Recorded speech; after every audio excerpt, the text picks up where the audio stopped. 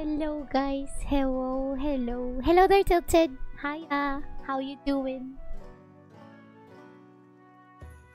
Anybody else? Be there? Hi guys, hi. You been? Good afternoon or good evening to each and everyone. Have you guys eaten your breakfast, lunch, or dinner? I hope you have. If you haven't, go get something to eat. Yeah, we can just chill and munch. I already ate. Have some. Yes.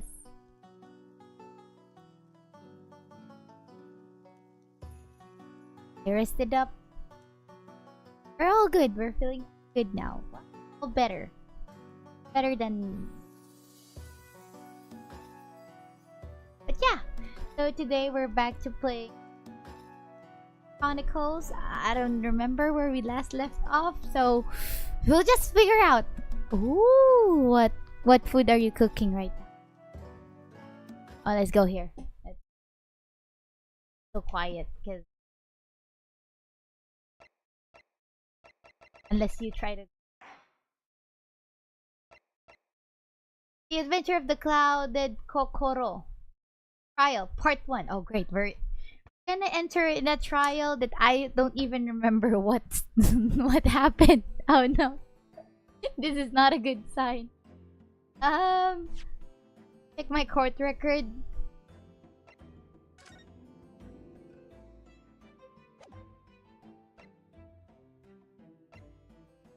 Okay, let's see. Young woman rendered unconscious following a stab wound to the back. Victim is olive green, female, stout build, early 20s. Location is the pavement of Briar Road. East side. Ooh, pork sausages. So what are you gonna eat your pork sausages with?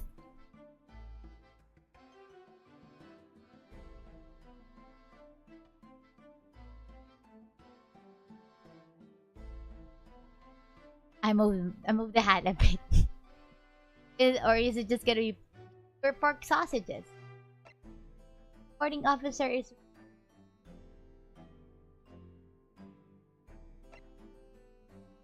remains unconscious. Other details are unknown. Apart from the single stab wound from the large knife, no other signs of injury observed. The assailant was seen running officer and was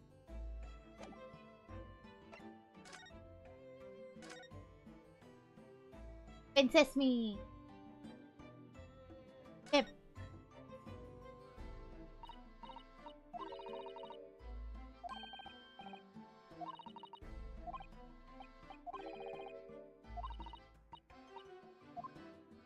You do know, guys, they said that if a sharp, pointy object is like,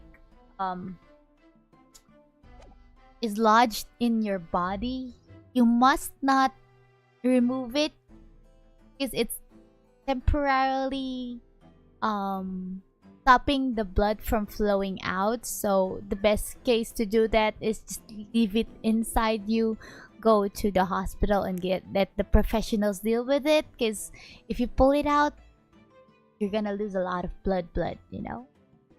Gonna cook some egg up with toast. How will you cook your egg? I'm imagining your food right now in my head. And is your toast gonna be like a buttered toast? Just plain not really burnt, but toast. Oh yeah, I remember this.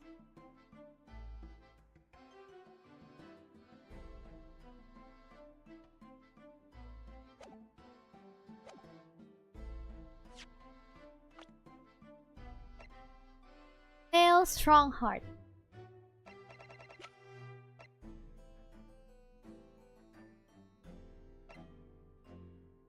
Fan 6 is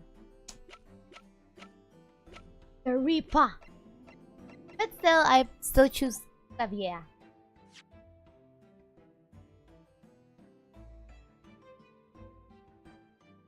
Oh, it's fine. Let's go. Hi there, Clock. How you doing?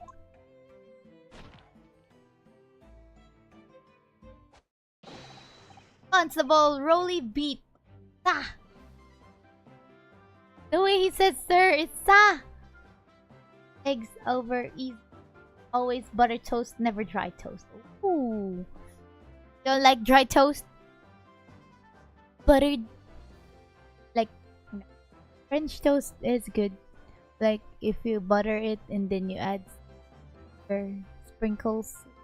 You sprinkle some sugar on top.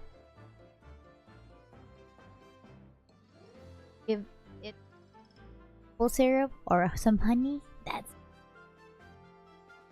nothing to report on the street. Ah. So sorry for this constable. Look at his hat. No, dry toast is terrible. But some people like dry toast. But I prefer my toast as a French toast. French toasts are great. Doing fine, got job that 1 week. Why does it last 1 week, Lock? What? Good luck with that job. And they're married. Hey. Oh, that explains the same fabric of his scarf and her ribbon and scarf. Well, I guess. My name. Say, I'm this young town's hero.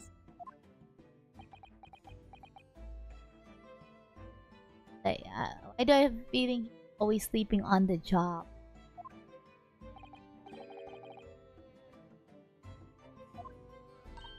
Well, in truth, not been married long.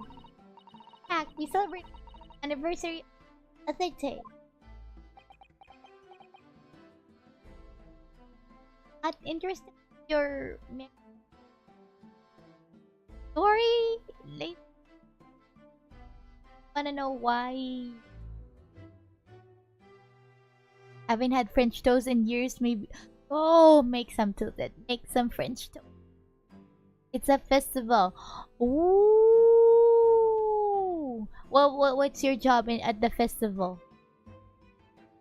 That's pretty cool. Pretty cool, I say. No. It was your husband I was asking about. He hardly surprised me. Whilst being an honorable occupation, pulling the beat is ending work. Oh, and yeah. Now, I'm munching on Sour Patch Kids.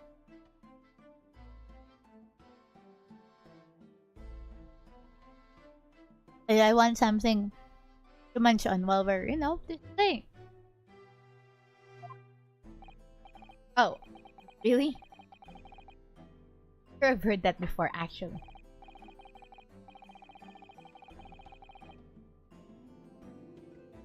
Apart from rare days off, our gallant officers trudge some 20 miles a day. Don't get off and you go trudge 20 miles a day? I don't know.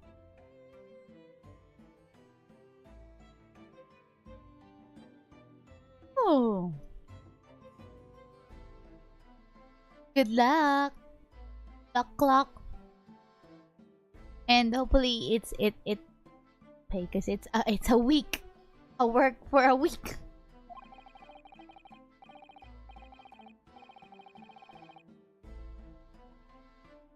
I like the lime flavor.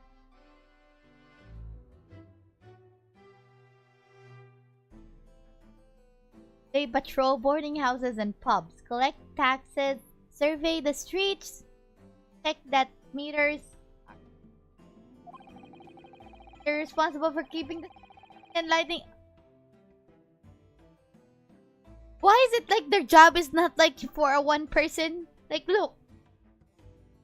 Patrolling is, of course, supposed to be a part of being a constable. Collect taxes, survey that meters are reading too. And responsible for keeping the street and lighting and extinguishing our street lights. That's a lot of work. And the way this guy's outfit is, it feels like that paid.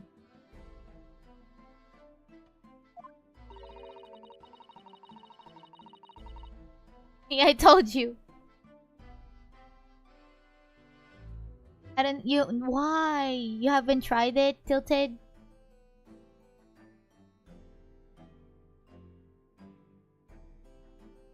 There are a number of items on that list that doesn't sound much like policing duties, police duties at all.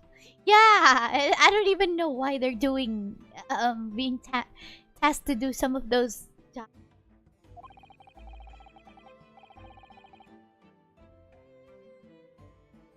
I wouldn't just be falling asleep on my feet. I'd have collapsed long ago.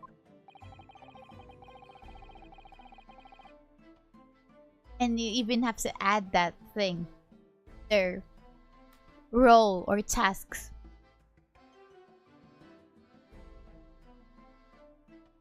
There are a lot of kinds of sour patches. I think there was like an ocean one, and I think I liked that as well back then, if I remember correctly. But I don't really know. I was saying primary duty, apprehension of criminals. Even when he's off duty, a constable is expected to investigate. Even when you're on your day off, you still need to investigate and resolve any crimes. Man, what is that job? It's a 24/7 kind of job thingy.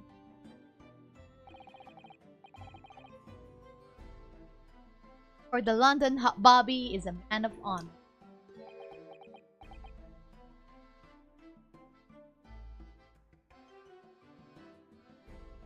Look at how much work he does, and their clothes are tattered. Like, come on, give this man more moolah. Praise. Making him do extra work that's not part of his police duties, you know?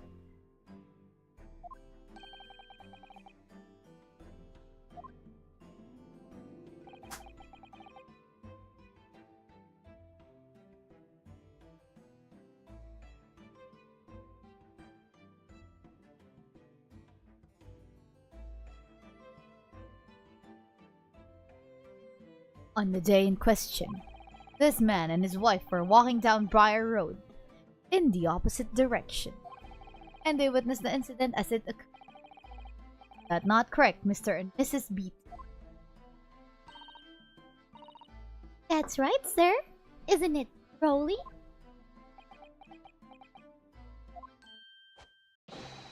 Constable Rolly Beat, sir. Nothing to report in the streets, sir. He says that thing. It's like that's the only thing he knows. I don't think he's even doing his job properly, guys. Witness is going to be very good. Very good? What do you mean very good, Mr. Judge, sir?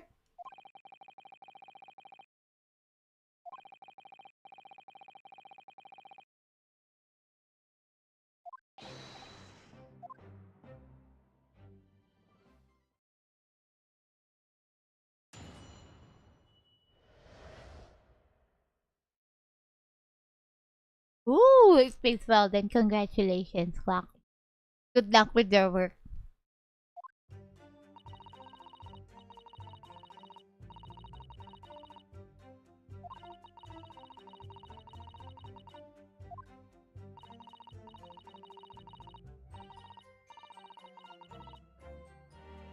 So technically, you guys didn't see the crime happening. Hello there, Gengar! Good morning! Hello! How are you? Over, of course. Oh, at the nearby police box. It was definitely that Japanese man in the dock. Rolly and I both saw him clear as day.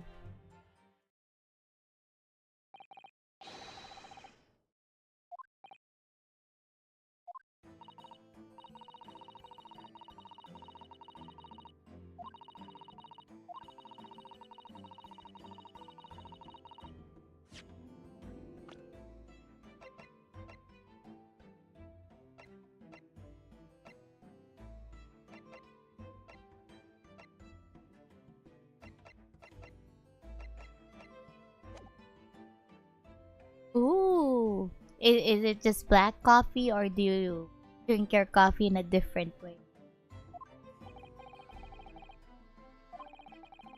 That alternative I revive on the first place. I don't even remember what I what I mentioned. I should have watched the VOD, guys. I should have watched the VOD. Oh, nothing we can do now.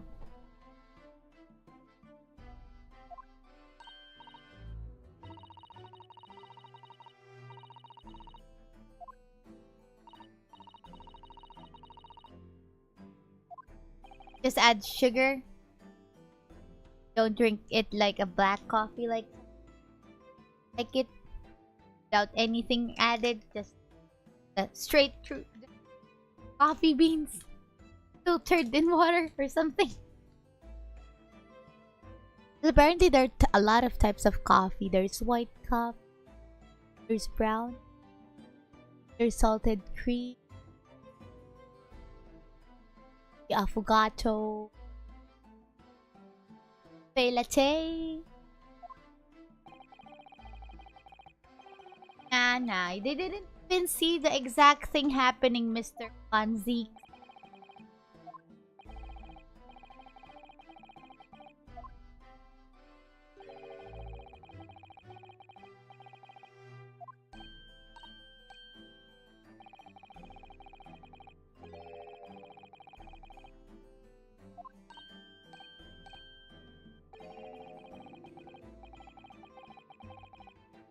True, that is true. How come it's like Ryunosuke is the only one who's having correct thinking here? Not yet tilted.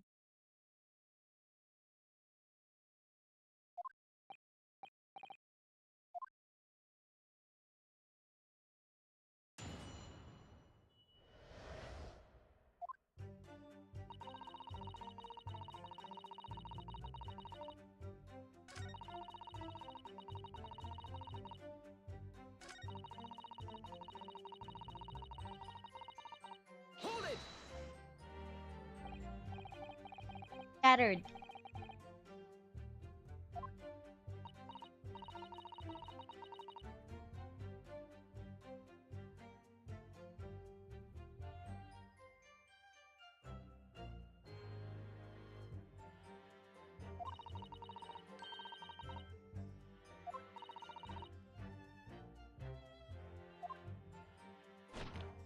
Okay, he's finally awake.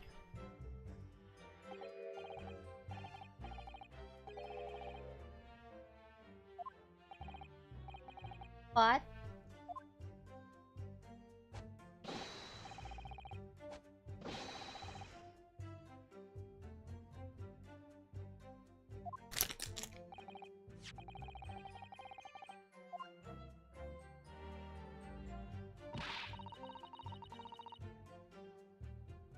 Why would he do that though?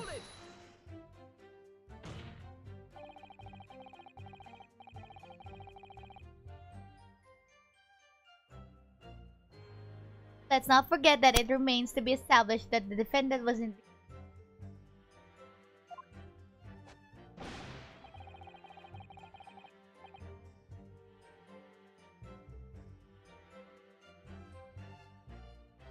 Let me just drink water. Hi there, Ritek!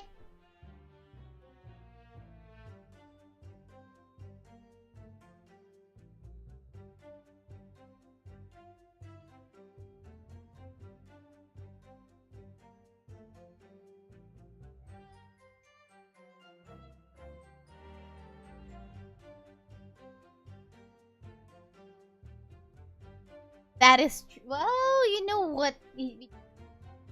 How his job does a lot of are not police.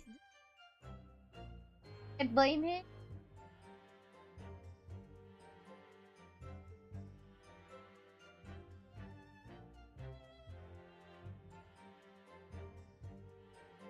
Is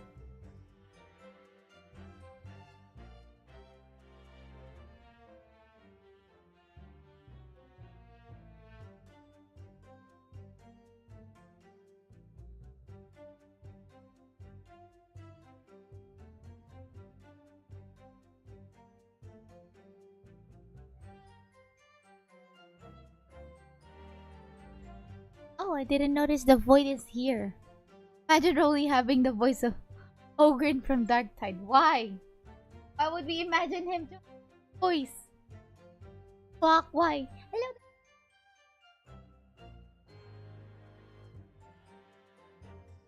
How you doing? How is okay, before we continue. How is everybody doing?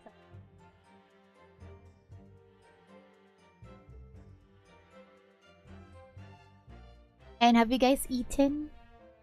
Tilted's over there cooking. Because Ogren says sa. Saying sa. Well, that's his way of saying sir. So why?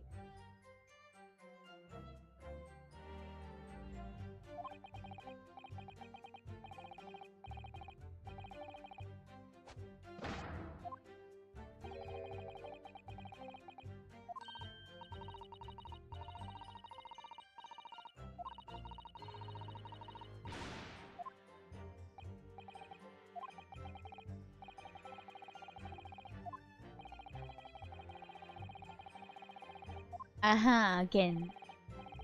Ooh, vacation! Yes, ah!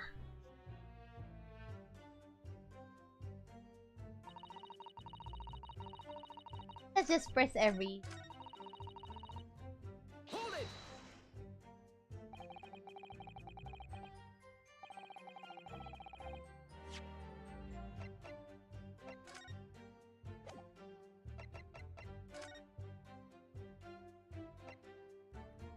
There was no time!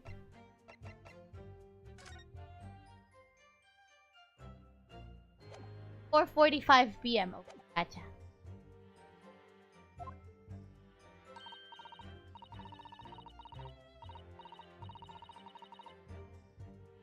And then...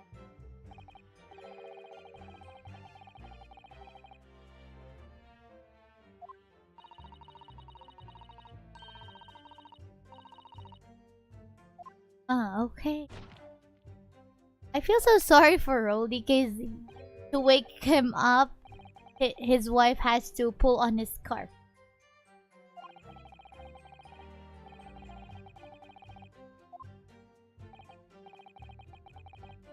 Is he talking in his sleep? No, no. Sleep talking.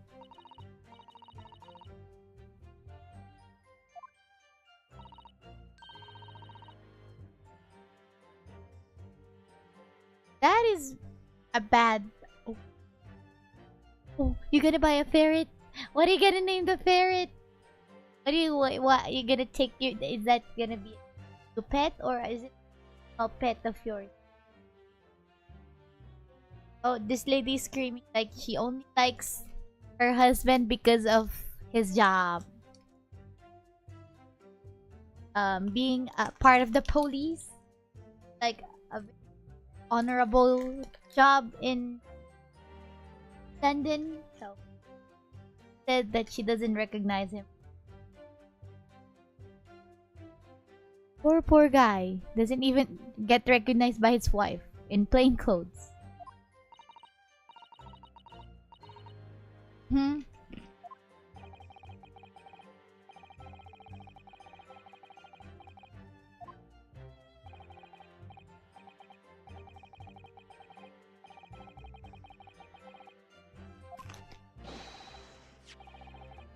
Oh!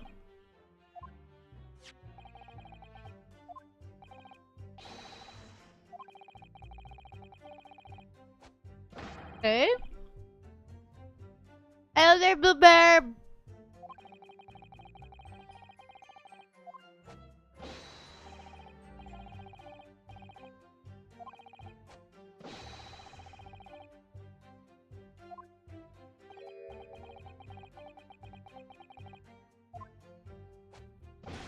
Atsa!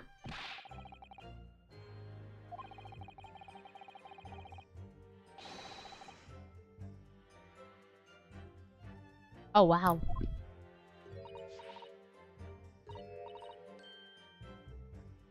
Okay.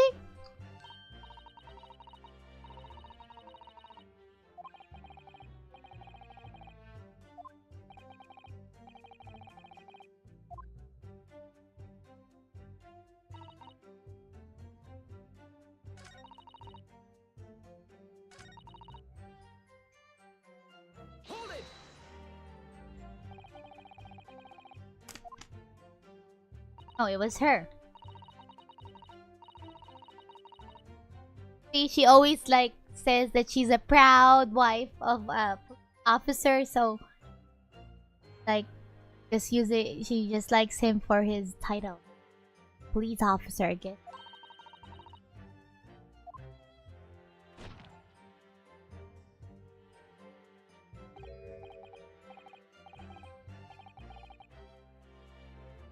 Girl! Are you just gonna buy one?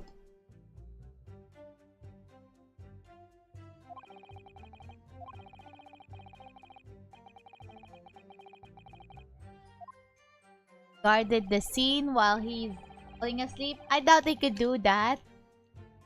I doubt he could do that.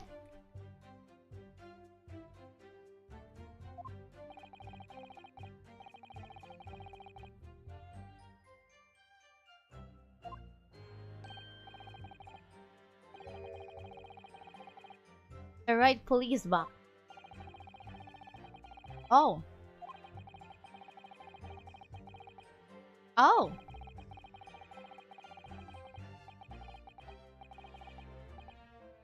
Different police boxes for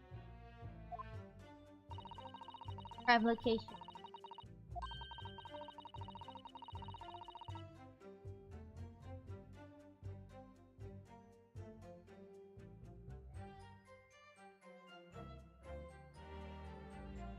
Okay.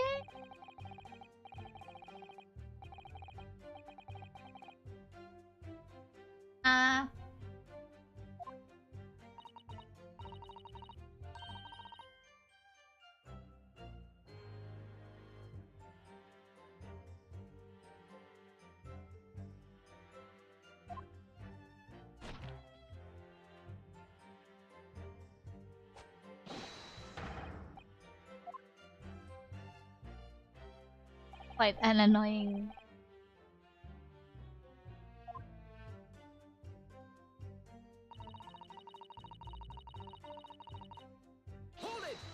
I don't even husband can see when he's like falling asleep.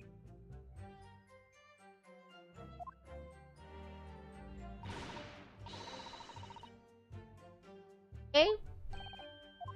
Right.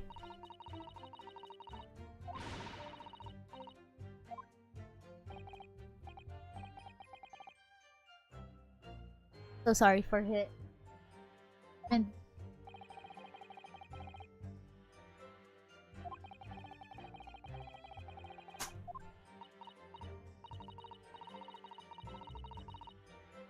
can't even see the hat. Oh! Alright, I take your point. Stop shaking your husband about. See? I told you! Even Naruhodo, Ryunosuke is having a hard... is feeling sorry for her husband. I don't know, Tilted. I don't know.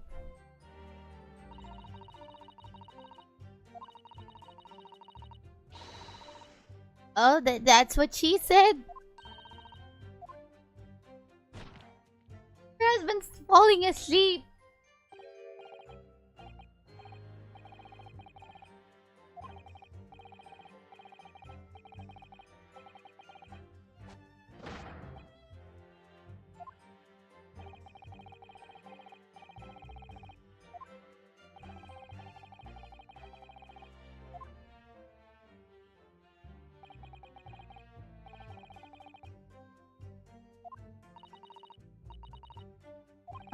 Well. That seems though Mr.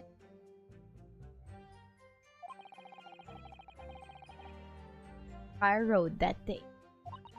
Let the man sleep. That's true.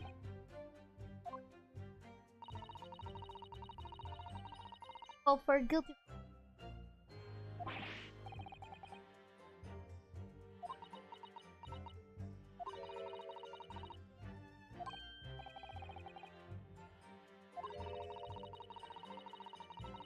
Try to find a country else within there.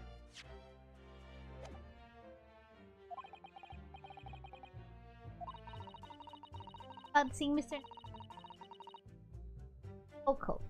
Calling that into question. Oh, but if you could identify other part of the testimony facts, credit them. The jury doubt if the pair's memory of the day is accurate. That is true, though. Focus on finding a description.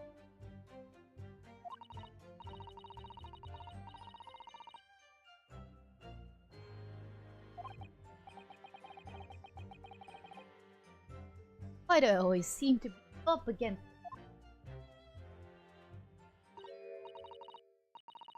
Sir, ask you something. Oh, yes, of course. What is it? Well, you keep asking us all these questions. I told you so. Believe our testimony. Is that right? Is it? Well, out with it. Oh, no. Oh no, it's not that at all. My husband's a policeman, remember? I know what I saw. I remember every last detail. Everything, like... Oh, I know. What about the books the man dropped? I could tell you that every single one. I could.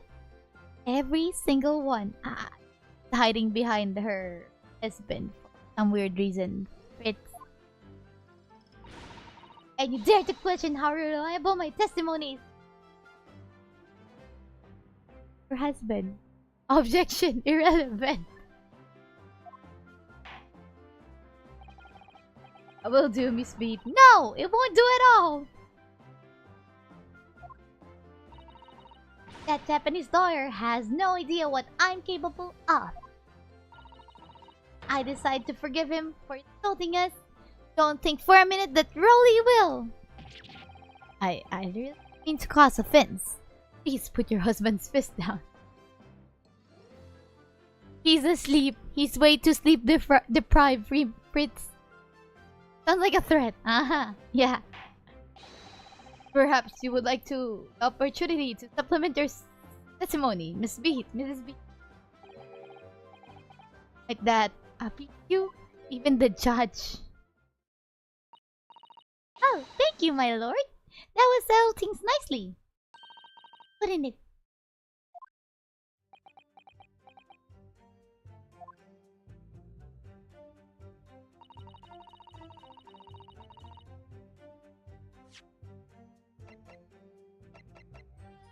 Objection.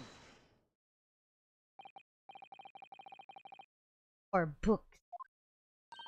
That's right. I remember all of them. Of Monsieur somebody, what's it yearnings? A meal for someone in the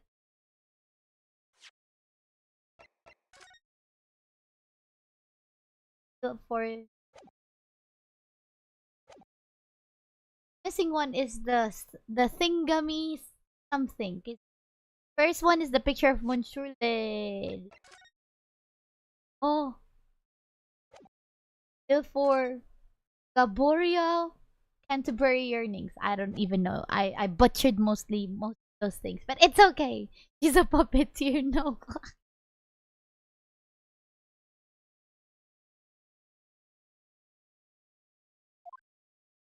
Well, most of the judges in this series looks like him, you know. Sorry, Mrs. B. Fundamental flaw. What? What flaw? That at the scene of the crime, there were only 3 books, not 4. What? Have a good look at this photograph, the print of the scene.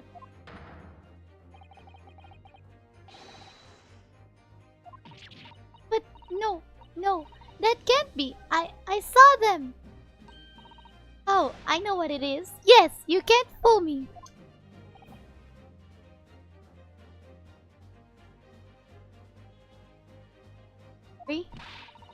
It's that big old lump of a dead body.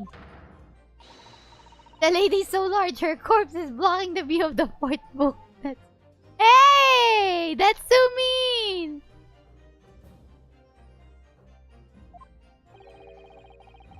I remember that the poor woman isn't dead, even if we're insulting her size. No! No, I'm sorry, Mrs. B. But Mr. Natsume could not possibly have dropped the 4 books you described. Why not? Fascinating. And from your assured tone, something you can readily evidence, I presume.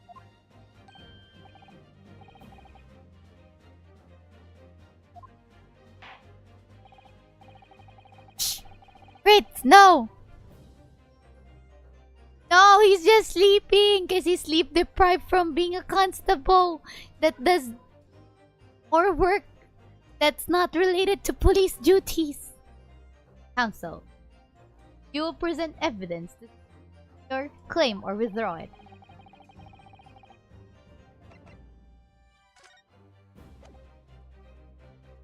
Take that! Yes, Bluebird. It's a normal thing in court. Evidence is right here, in the form of this bookshop receipt. From your books. Yes, this receipt details Mr. Natsume's purchase that day. But as you can see, only 3 books are listed. No! Therefore, Mr. Natsume would have only dropped 3 books at a time.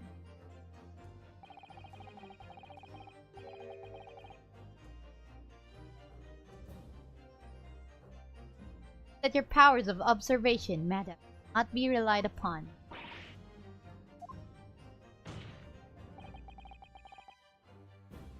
And cannot be denied that though you say it was the defendant you saw, very well be mistaken. No! Objection!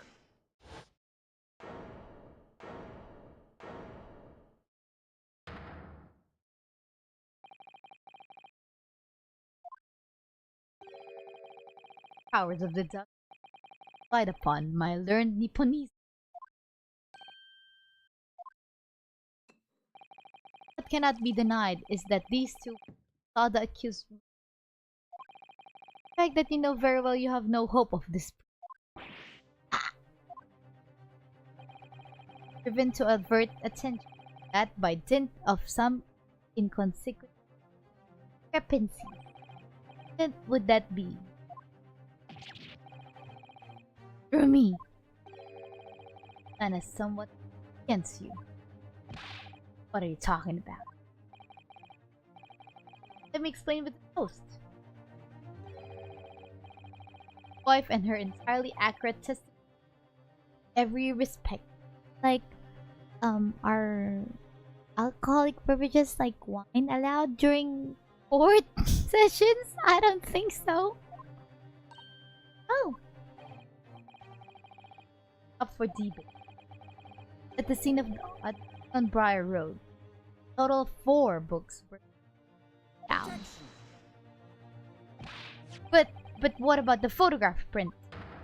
It only shows 3 books. Only 3 can be. To say. Allow me to present another, one that shows the victim's head.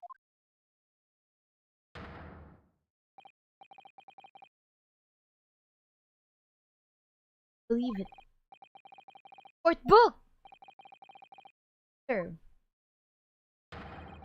4th book was hidden from view in the original print by the victim's torso. Oh. Oh. Uh-oh. Order! Order! Tasting wine like, oh, I guess he's just rich.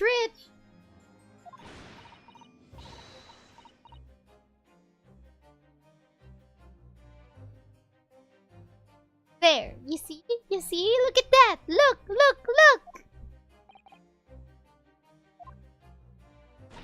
It's just like I said, isn't it, my darling? Yes, sir! Patricia's always right, sir! Let us study the receipt purchased by the accused in question. Titles once again, if you please. Oh yes, of course. The picture of Monsieur somebody or other. What's it yearning? Canterbury yearning. Feel for someone. Feel for Gaboriel. Gaboriel. Our court had just heard.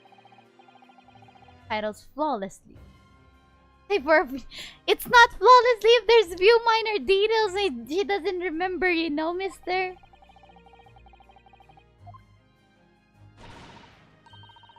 Crowley, the gentleman paid me a compliment. Yes, sir! Flawless, sir! Patricia, it's flawless. But there are only 3 books on the sheet, and Mr. Street mentioned 4. Surprising about that. The 4th book is that which is so graphic print. Council, but does that not seem? Why should the 4th book be omitted? Not at all, my lord. Creation found in the victim's clutches. In other words, it belongs to the victim. Own book?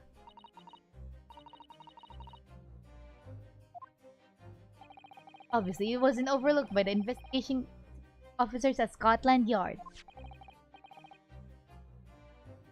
I actually saw that thing that there's like a missing part on the upper left.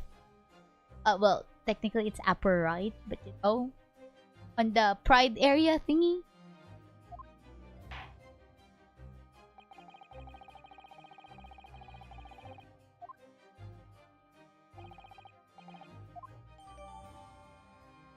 Examine that thing.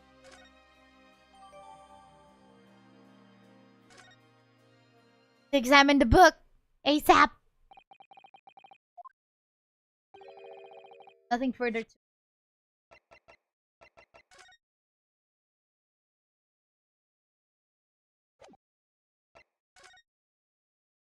It's burnt. Why is it burned though?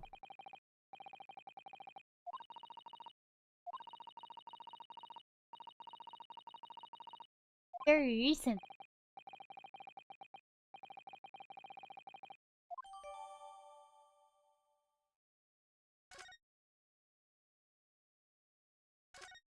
Lion's pride.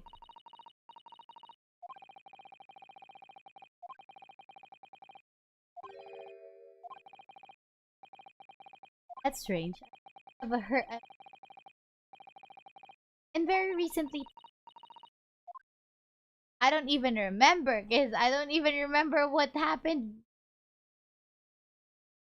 Because it's been a while since I last played the game.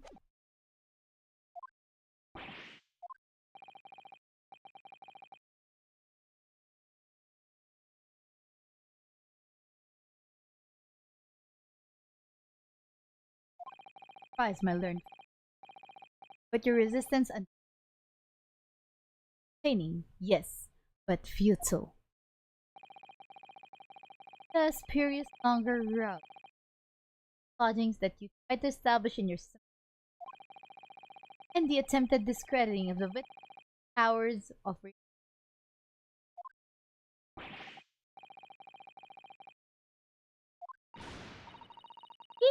everything we've said is true. Isn't that right, my darling? Yes, Pat. Marry me, Pat. You're already married. I don't know. So, perhaps the ladies...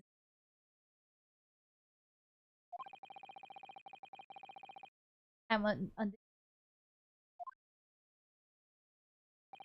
Or is the decision all too apparent already? Heard all of the witnesses, all of the evidence. This trial has run its course. Sir Naruhodo, afraid we are in a terribly precarious position. Oh, but fight back in the wrong way now. I could very well just make matters worse. Think, Ryunosuke, think. What do you now? Objection. not done yet! Oh, my learned friend. That last cross-examination was your final chance to establish an incredible defense. Die has been cast. Well, it might be over as far as you're concerned, but think of what to say.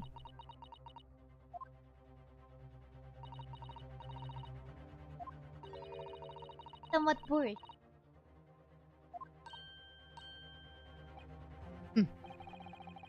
And the little Eastern Isle must be a lawless hole indeed. For a lowly judicial assistant of the audacity to intervene at a moment like this.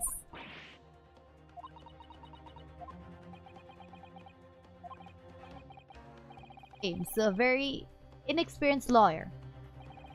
You'll have to forgive me, but I consider my assistant's advice essential and her opinions invaluable.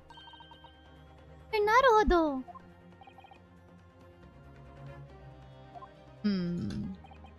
One of this land's great guiding principles is tolerance, so the court will hear you.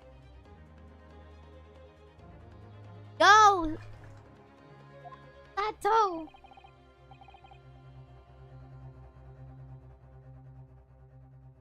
Go ahead, Mr. Sato. Very well. Pray what insight can... What have we all overlooked in this matter that you see fit to pursue? Well, the court has been presented with new evidence, but only after the last examination.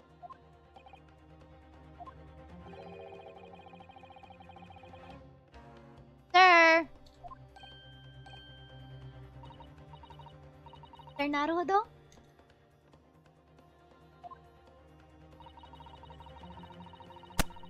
It's possible that this new evidence might be the decisive proof we've been waiting for.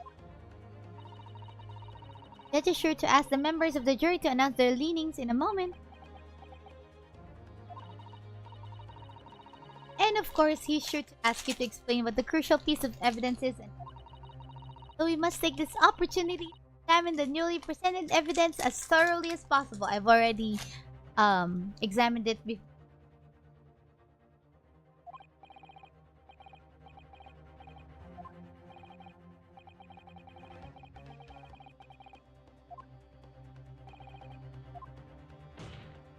Go!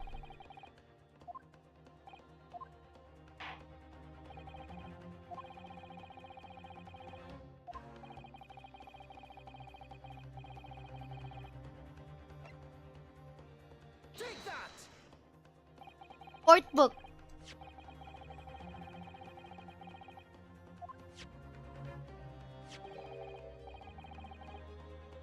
Objection!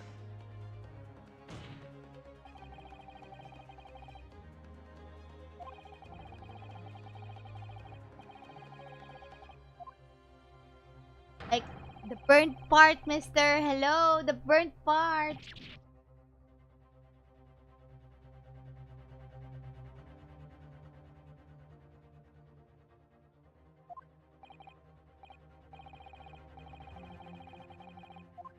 Oh, there is something important.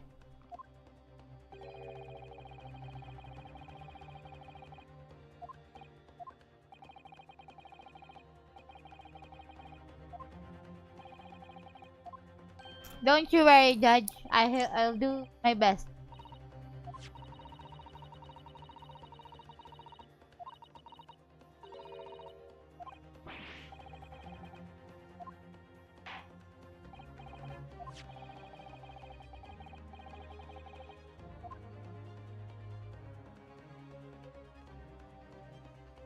Ta-da!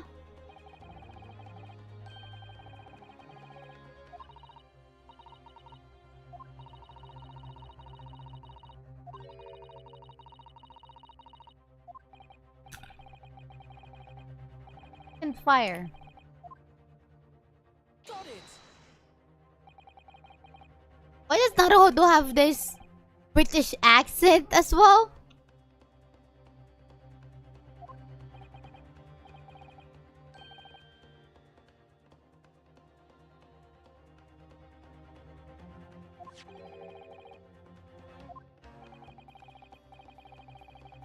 Yeah, why is she holding? Why is she holding an unreadable book?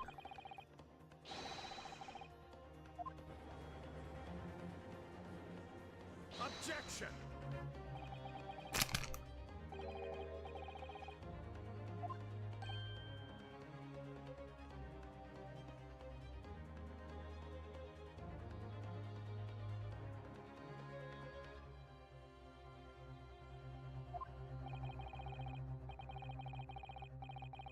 Yes.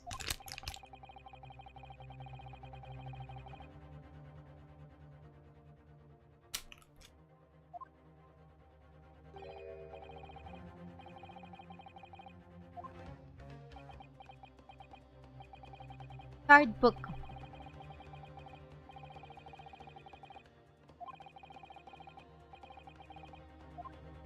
Hands, but hey. We go. Let's go.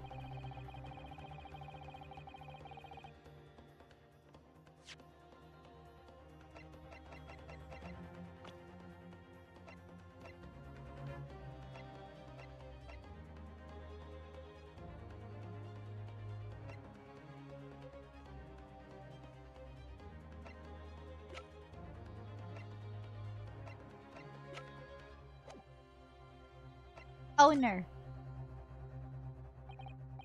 Oh, I remember now. Mr. Moon face over here. Face over here's house burned. I remember now. Lord, the burn on the back of this book. Startling truth. About the book's owner. Beg your pardon? But we already know who the book belongs to. The victim was gripping it. Fell to the floor after all. It's obviously hers. Ah. Question of how this book came and has yet to be.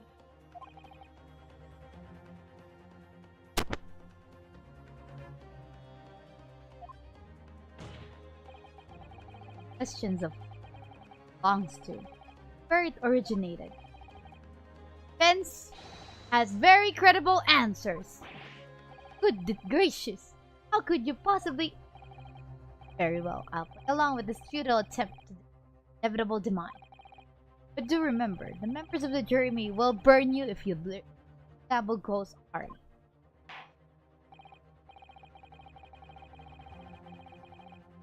Counsel, the defense's response here is very likely to influence the final outcome of this. Tell the court, who do you claim is the owner of this burnt book? On Gary Dib. Gary Dib, right?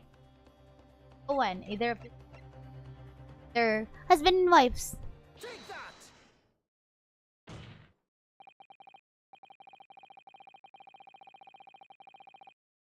The answer is that the book belongs to the couple who own the house where the defendant has his lodgings. Certain Mr. and Mrs. Gary Deb. Landlords. Whether this is some extraordinary kind of fate at work.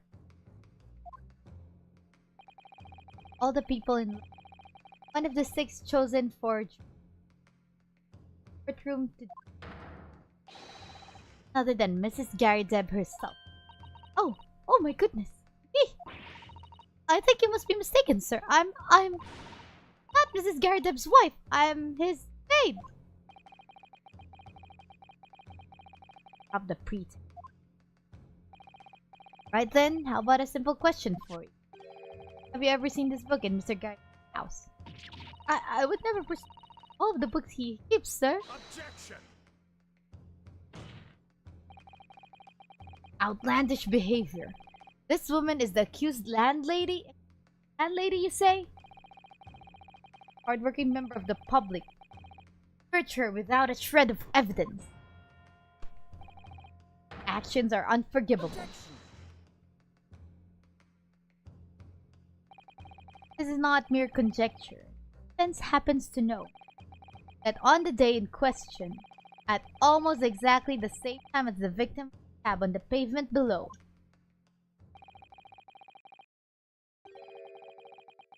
top floor of Good lord. What sort of incident, counsel? Fire, my lord.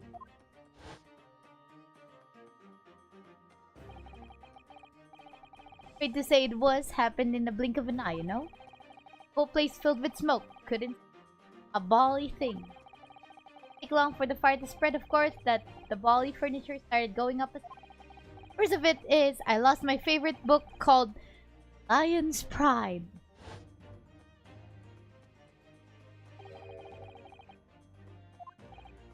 By Jove, that very same title that's the subject of this debate. Oh dear me. Objection. This is risible. All you've told the court is that a book by the same name was involved in a fire. In which case, it's reasonable to say that it was burnt to ashes. Yes, he was tilted. Yes, he was. And I think it was his... I don't know if it's a coffee or a tea, but yeah, he's using his pipe to steer it. And entirely unreasonable. Magically removed himself to the scene of the crime. The cause of the fire was marital. Without going into detail, that Mrs. Garrideb was considerably enraged. Apparently, she continued to attack Mr. Garrideb, even... Oh, how awful! I can't even imagine being so horrid to the one you love. Can you, Rolly? On pulling at his car? Same time? Like, using him as a puppet and you're like, you keep on like, tugging on him? Isn't that almost the same? Because his British was most likely T. Or no, never know till 10. I forgot, because it's been a while, so I'm not sure. I believe you, Rowley. I believe you.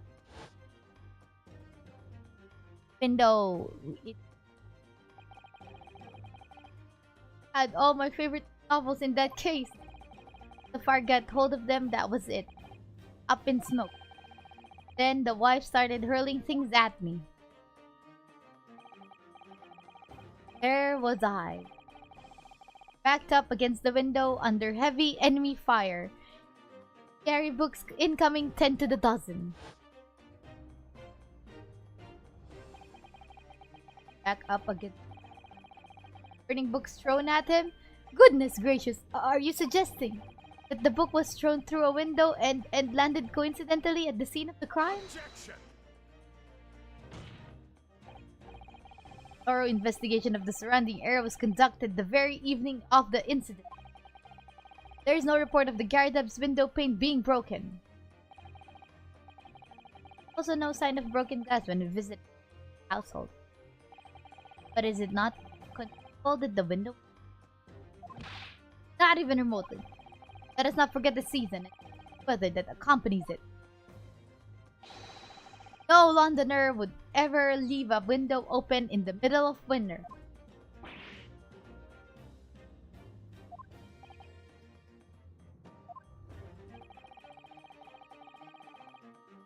Does the defense postulate this scenario in all seriousness, counsel? Earnestly claimed that the book found at the scene was a flaming projectile thrown by Miss Garrideb's wife. Possibility.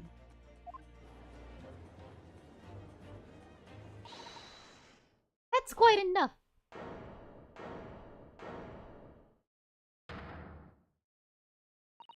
Well, I hope that everyone can see you for what you are now, you little foreign trickster. Call yourself a lawyer, but you're just a coward. A mean coward. Claiming that our little tiff set the whole neighborhood alight. Honestly, implying that I'm merely posing as a maid for appearance sake. How could you? It has nothing to do with this beastly case, not any of it. All you've done is sully our family's name. No, I assure you that was never my intention. Dragging an upstanding citizen's name through the mud to divert attention from your failing defense. I should box your ears, that's what I should do. It's utterly unforgivable. Right. How long have we sat here now? Listen, Nipponi spouting out his fancy foreign theory. But think about it. At the end of the day, the only person who could have possibly have stabbed the victim is that little hunchback with that mustache, and he ran away from the scene. True. Yes, what did I tell you? Makes sense to me. Sorry, what's that? Uh-oh. It appeared that the ladies and gentlemen... What is your position?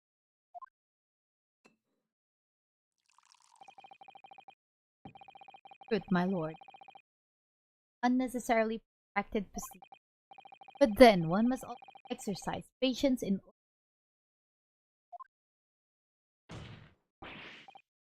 No, wait! The mystery of the fourth book still hasn't been... Books are your predicta... What? What is that word? Playing this game made me...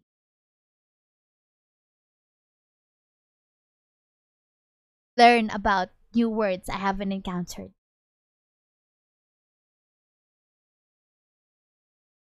Reference. Learn friend. Study them on your own time. Ins.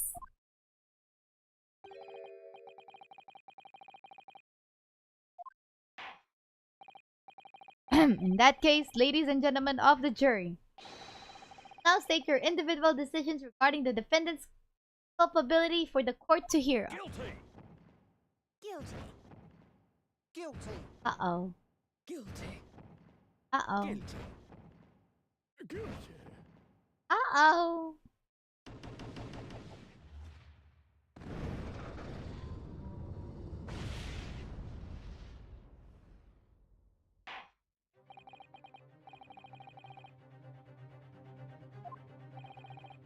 Twice now, it's over. Mr. Naruhodo, don't give up! Pato. Patten.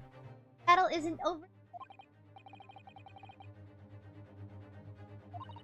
Of course, the defense has the right to another summation examination at this point. To convince the jurors to change their minds, you have one more chance. Lord, the defense asks to exercise its right to a summation examination.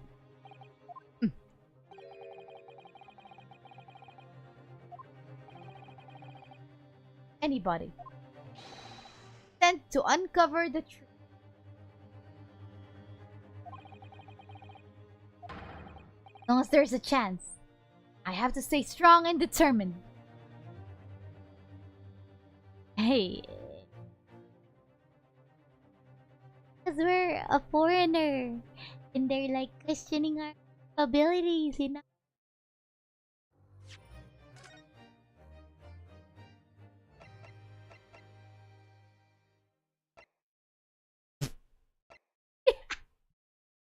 Take a look! The last time I played the game was 2 years ago.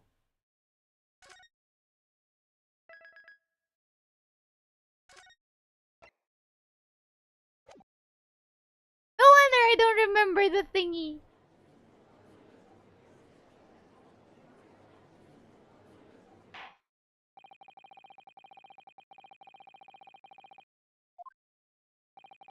I determined that hence judicial right to this. Counsel, you will now proceed with the second summation examination. I presume the jury. Very good. In that case, I must ask each of you now to state clearly and concisely for the court the grounds on which you find the defendant guilty of this crime.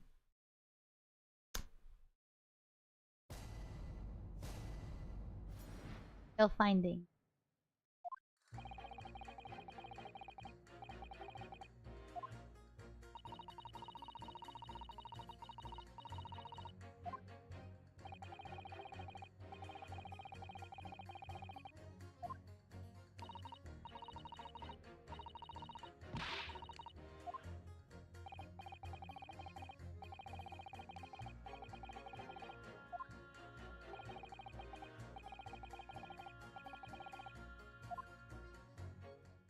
mentioned about the fire. Maybe we can ask him.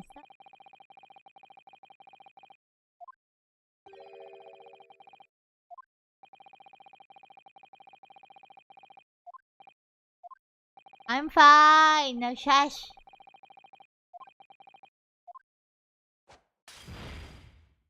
And there goes another glass of wine.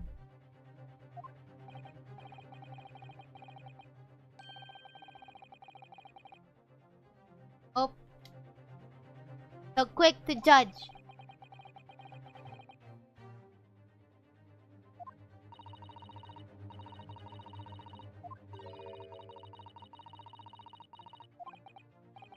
You can do this, guys.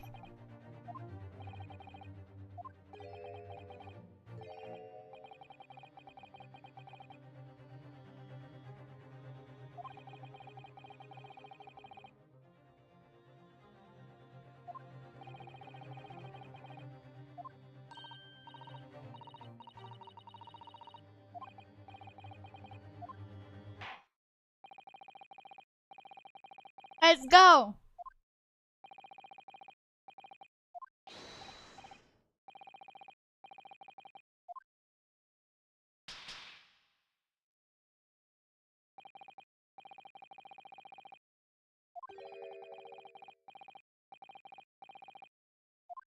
Gary Deb. I don't think so. That's gonna be a waste of wine, Tilted.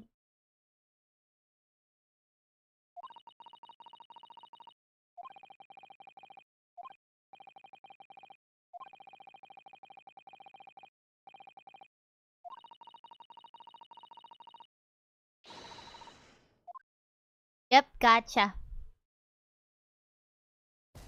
You have to really do number 6 because he mentioned about a fire.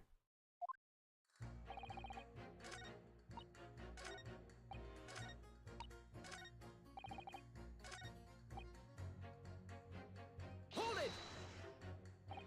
Does that have anything to do with the defense's closing in this case?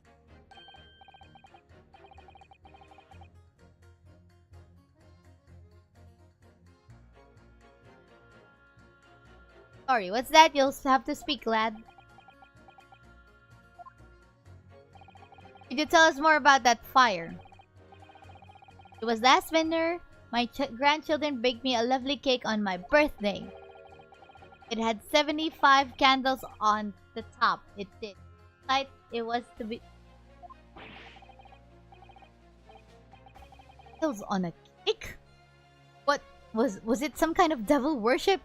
Oh yeah, it's because we're in, from the old times, and I don't think. Of course not. It was an angel cake to celebrate my birthday, obviously. Is that a common custom here in Great Britain, Mr. No?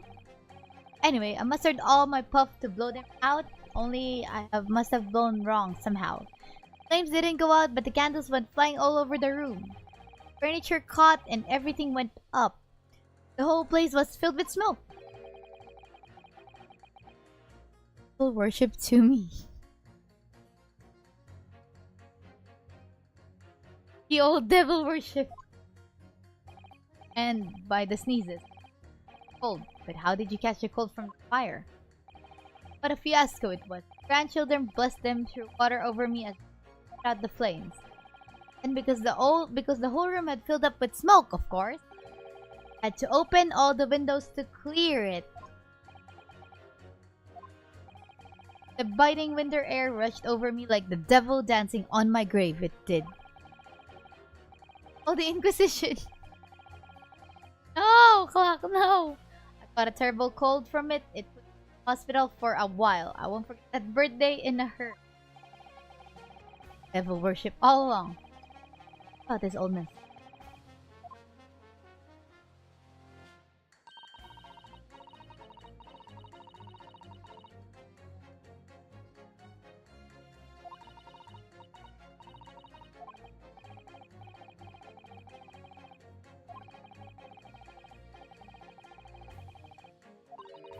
Let's just hurry.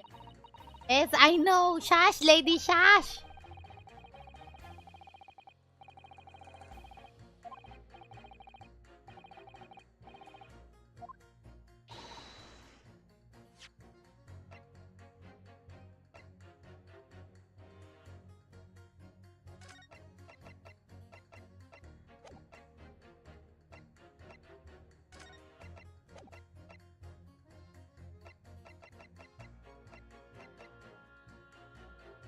there no faster way?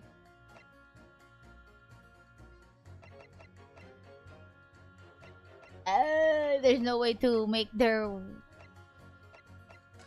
words faster. Ah, this is bad.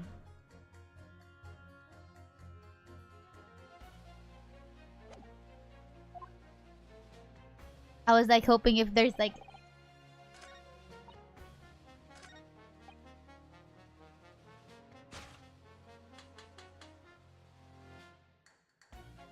Objection.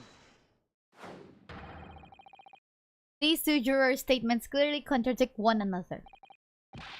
How exactly, counsel? Don't point at me again. I told you it wasn't me. That you say? Speak up, lad. Speak up. Juror number 3. Oh, me. What, sir? Juror number 6. Account of his birthday celebrations last year. Despite being a Londoner, he once opened his windows in the middle of winter. Well, yes, of course, because it was an emergency. I mean, obviously, if the room was filled with smoke from a fire, then you had not... Oh! On the day in question.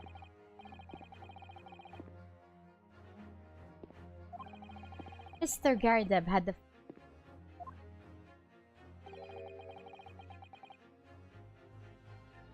No, not yet. We don't really need it entirely, guys. Oh, please. Oh my. Oh, my hat. Her.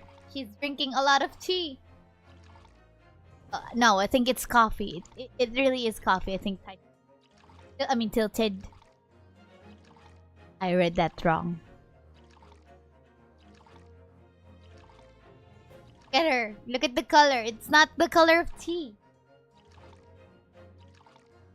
Excuse me. Excuse me, Missy. About that? Mrs. Garadeb. How dare you me? What is the meaning of this? How dare you imply that I'm hiding who I really am? Imperative that he confirms something for the court. Bottomless teapot. How it is. Drop the pretense. What is it? Fire started in your house that day. Husband, oh. What? I beg your pardon? What are you insinuating? After the carpet and bookcase caught fire as they did. It's inconceivable that you wouldn't have opened the window. Did. All right then. Yes, you're right. Husband was trying to open the... I continued to serve book battering.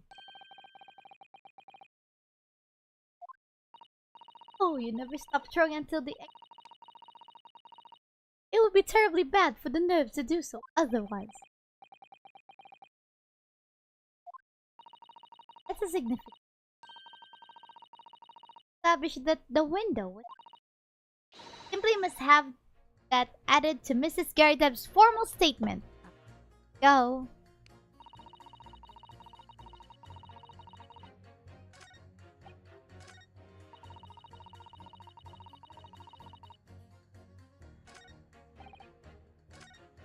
But we press her. Hold it. Court book found that the scene of the crime shows very obvious signs of fire damage. Title of the book is same title, in fact, as the book that Mr. Garadeb told us he had been reading. Well, I really couldn't say. You, or did you not throw at your husband the copy of the Lion's Pride that he had been reading? I did.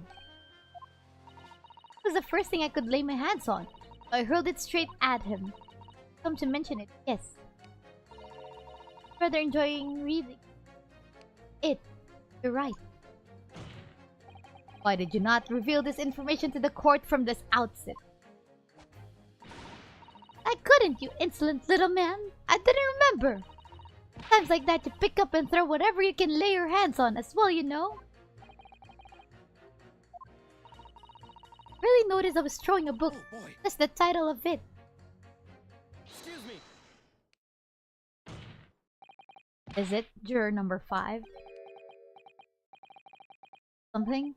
I've what it was. The memory I blocked out. Yes, the lady's the sun, the old man is the moon. What this granny was saying. What this granny was saying brought it all flooding back. Who are you calling a granny? You cheeky devil. I'm Mrs. Garideb, or the maid, I'll have you know. Not because he's being hit all the time.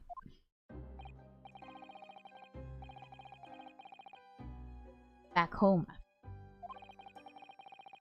Pocket for the wage that day and I nearly died. There was a hole. Every last penny had dropped out. Oh.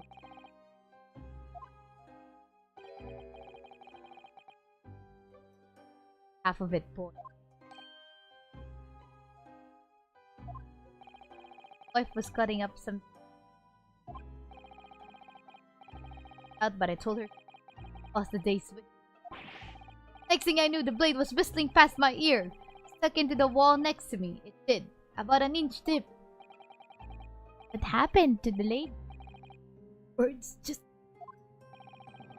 But then, you know, odd, awful stench things. Facing down in the muddy banks that night, That's a real disaster, isn't it? I'll never use the word lightly again. Anyway, the point I'm trying to make is this. When women lose their rag, they'll throw anything at you. Knives, hatchet, hammers, you name it. I think that all women are so short-tempered and unrefined. No. I wasn't thinking that. Object that people is, well, it's so uncivilized. Nacho, you must remember you did try to throw me household objects. At least attack with honor, using a bow or the what? Attack? Who are you going to? Ant's words. They're significant. Right? We'll come back to the bow and arrow thing later, if I...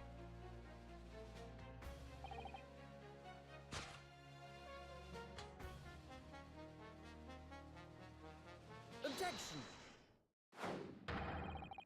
Statements clearly have a deep, significant connection. Good grief, you mean you don't contradict each other? Explain, counsel, at once. The two. Perhaps.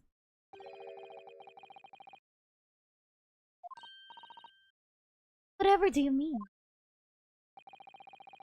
Explanation. Stabbed in the back. What are you talking about?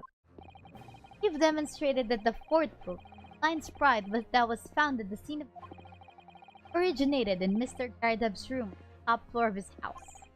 Therefore, it's equally possible that some other object besides the book, household. What?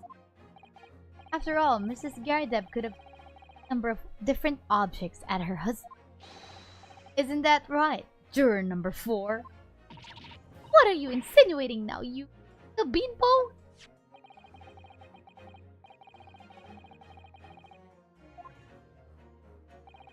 Perhaps she's had a... Now you listen here, you Eastern Gala. As the foreman of this jury, I demand a straight answer. Give us this yarn about some other object making its way out of the house. But what? What is it?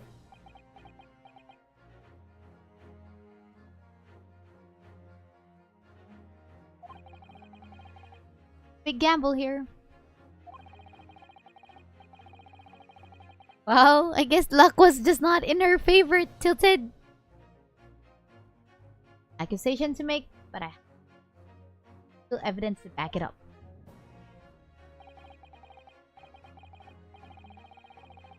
Warrants for...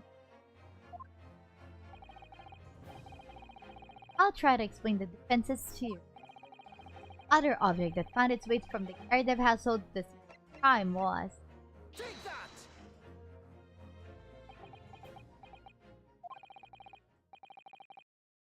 Gardev.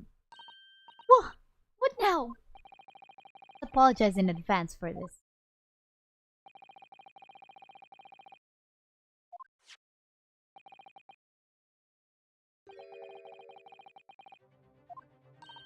Ah!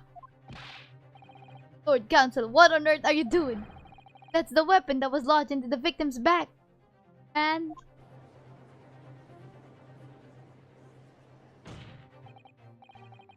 for that when the victim attacked, Sir and Mrs. Gardev were in the throes of an argument.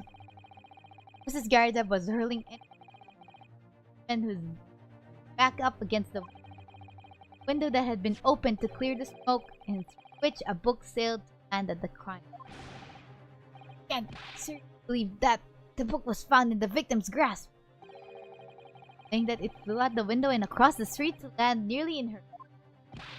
Huh. Even my missus hasn't got an aim like that. Any details I don't yet understand. Point. That's precisely why you must not allow this trial to end. Not right now. Oh my. Ah. Gardev, your answer, please. Have you seen this knife before or not? Oh, ah. Oh, the way she reacted, it's definitely from their household. Lord. I wish to change my decision. I'm a woman of my word, after all.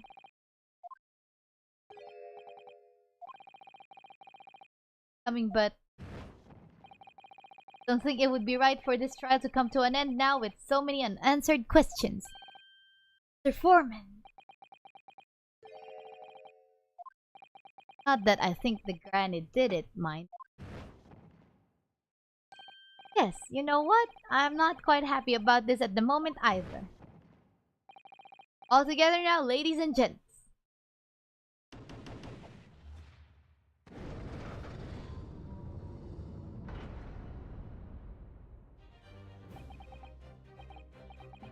Did it!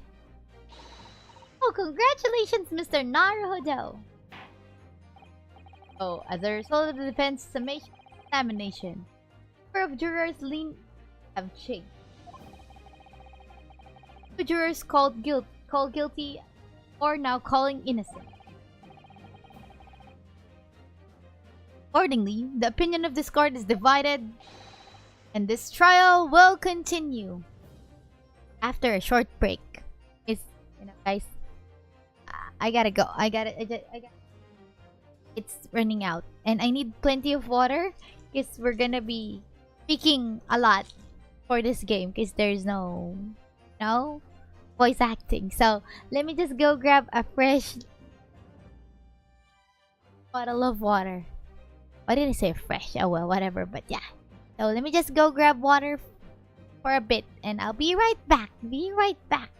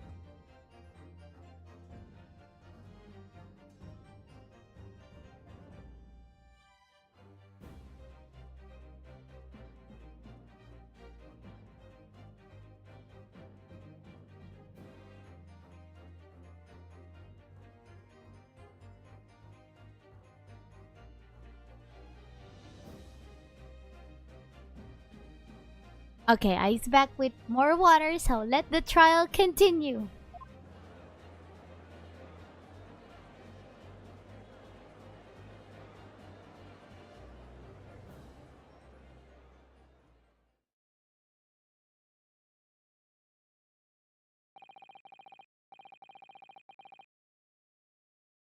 Now then, Lord Van Zeeks, how does the can wish to proceed? Another glass of wine is about to be thrown somehow again. Rapidly descend.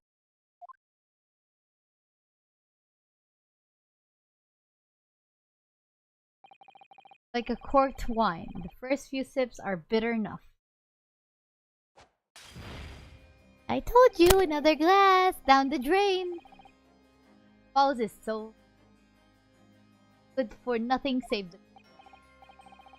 Hey, Lord Van Zeeks. Defense has just put forward a credible alternative explanation for what happened. Is that your considered opinion, Mr. Foreman? The defense's argument is a joke to which I barely know how to respond. Start by insisting. Must all familiarize yourself better with the relative position of those places being discussed.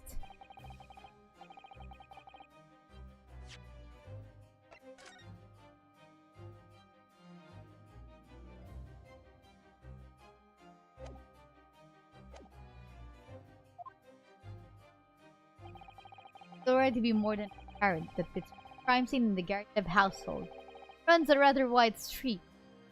Briar Road. Which means that Garrett's house, the scene is some, yes, 15 yards. 14 meters. 14 meters? Oh, farther than I'd imagined. Ladies and gentlemen of the jury rightly noted as having portentous significance. The fourth book was found in the victim's clutches.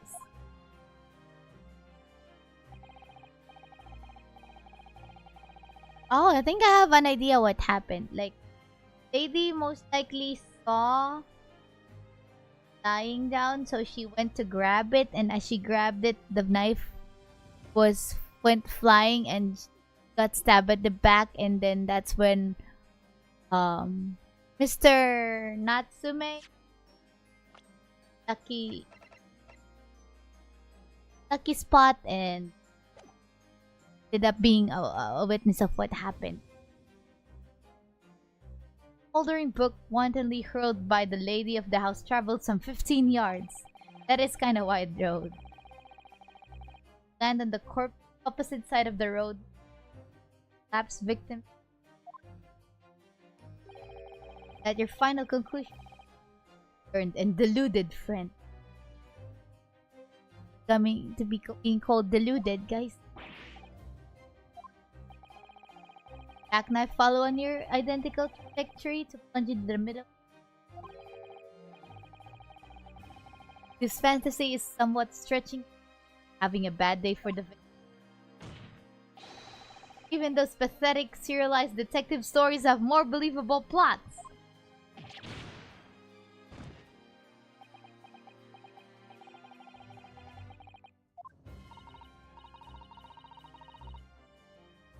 Own voice. Sato, serial detective stories pathetic? Are they? How dare he?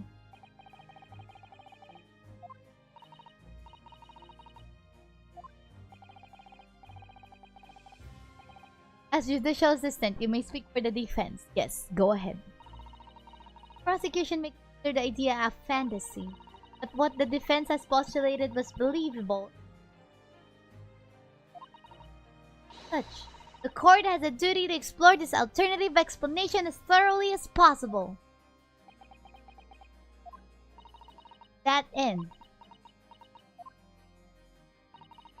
Juror number 4. Joan Garidzev must be called to testify and submit to cross-examination. It's alive. Cross-examination of a juror.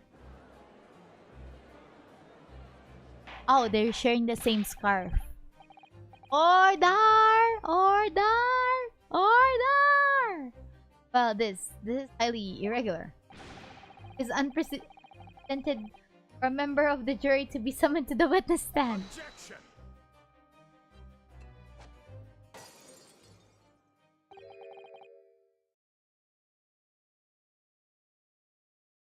Bottle of wine. And unnecessary. Lord Vanzix, and whose testimony the defense may further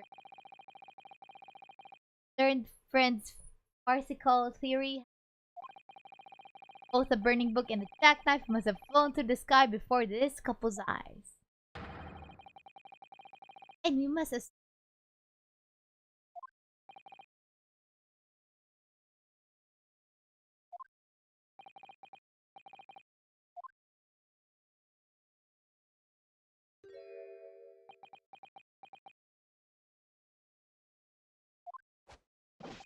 Yes, sir. Constable Rolly Beat reporting for duty, sir. Oh. Sorry for dozing until now, sir. Haven't slept for a month! On account of a villain whose hobbies protecting you. No more.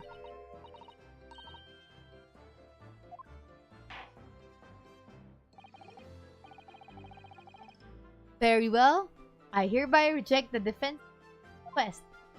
Oh. Order the witness in the stand to testify.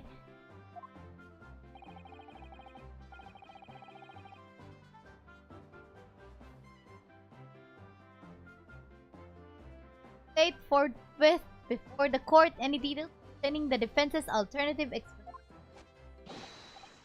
Yes, sir.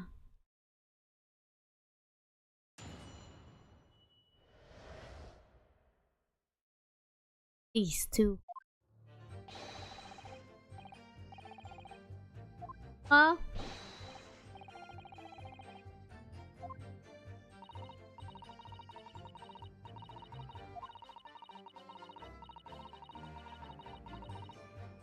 He's asleep.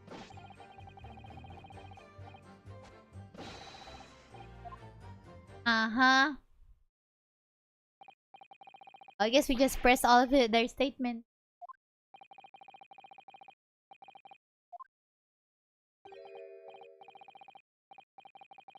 Oh, great.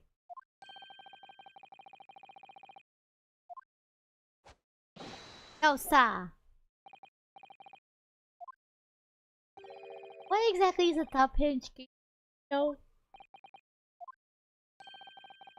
Excuse your ignorance with such trite remarks, my learned friend. Found it, Mr. Naruhodo. Cast your mind back to the windows in Mr. and Mrs. Garadeb's room.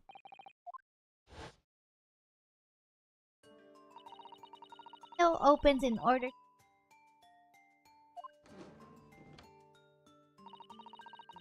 But as its top hinge casement window open along the upper edge, you see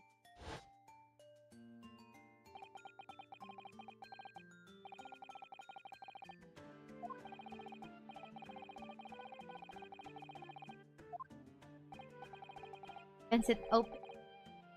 It's all news to me.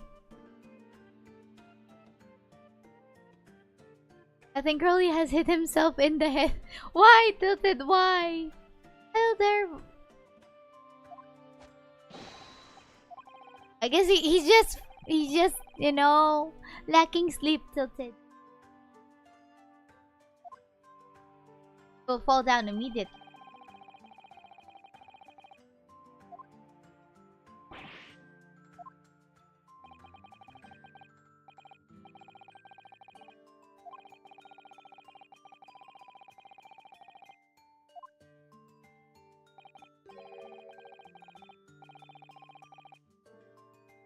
Battered. Get me! Collapse in agony. Yes. Saw how he crumbled. Wrong.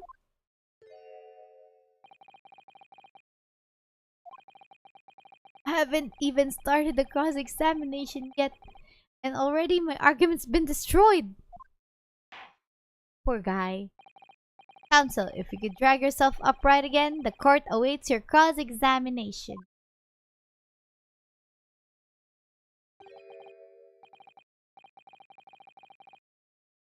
Another desperate situation. Oh, I guess that's just how it is.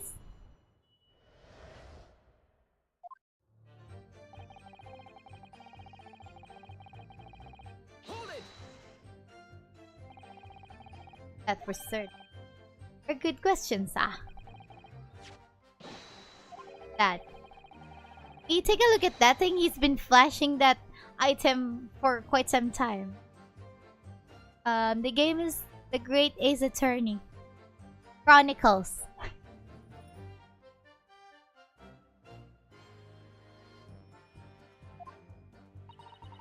Does that before, didn't he? Yes, he did. Can I take a look at that book, Mr. Rowley, sir?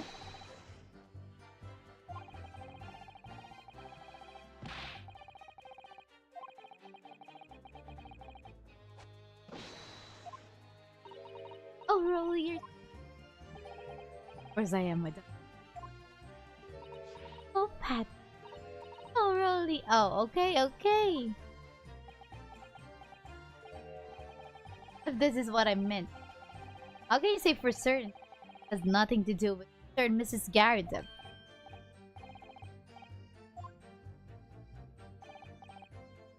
Oh?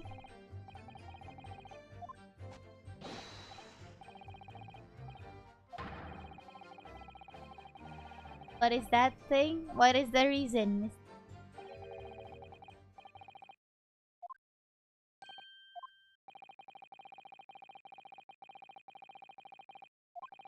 Scotland Yard.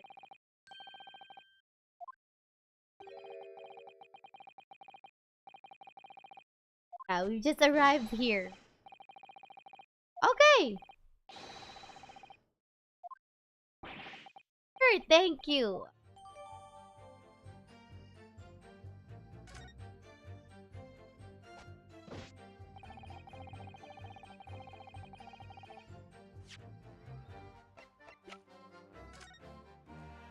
Policeman will strive to preserve the peace within his allotted beat. A patrolling officer is expected to walk 20 miles around his beat every day for tens of community crimes fall under the jurisdiction. Crime is discovered on his...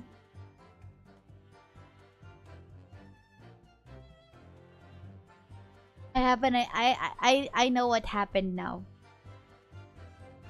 I have a feeling that Mr. Rowley over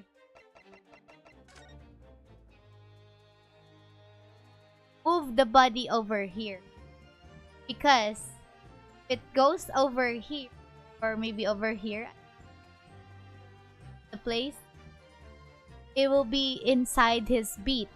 Which means he has to help with investigation. If he has to help with investigation, him and his wife cannot like proceed with their anniversary dinner. Maybe when she told the lady to go to the correct police box, move the body over to this side, explains why, and he brought the book over here as well, just so he could, you know, he doesn't have to skip out on the anniversary dinner with his... I think that's what's happening, kids. The book really did fly to the window and falling down, and I think the victim saw the book falling, so the book the book fell, so she went down to grab it. While she was grabbing it, the knife fell down and it stabbed her on the backety back. Then Mr. Natsume saw everything and ran away. suddenly fell down, and after that, other two, the lovely couple over here, lady saw everything, the body to the. No, no, she's still alive, Clock. She's still alive. She's just in the hospital. Don't go finishing her off. She's still alive.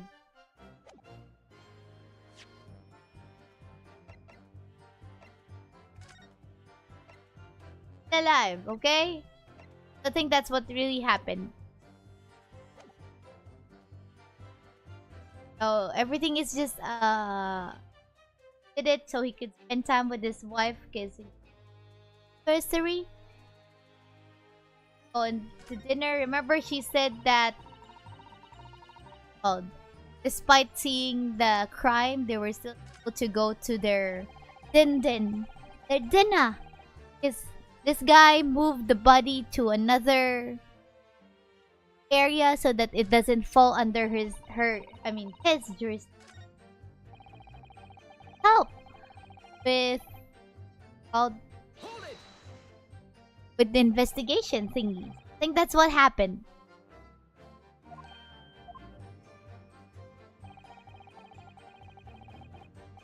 I think that made it pretty much obvious is this.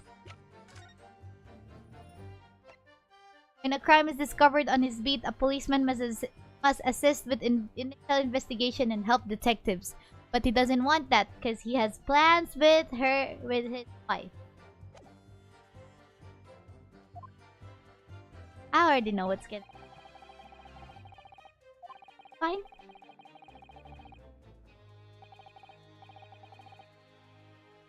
That is something we're not sure.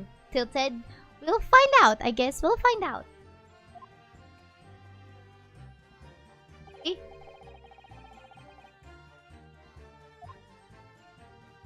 Other side, just so he doesn't have to help with the investigation.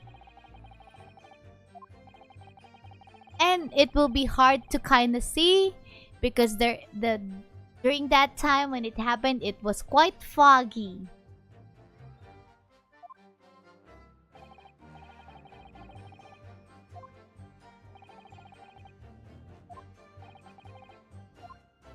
How did he? It's because he took a look up and saw that the window was like that.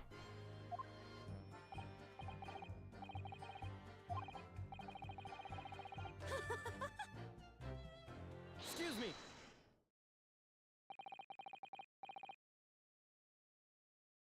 Admin's business. Look, well, guided.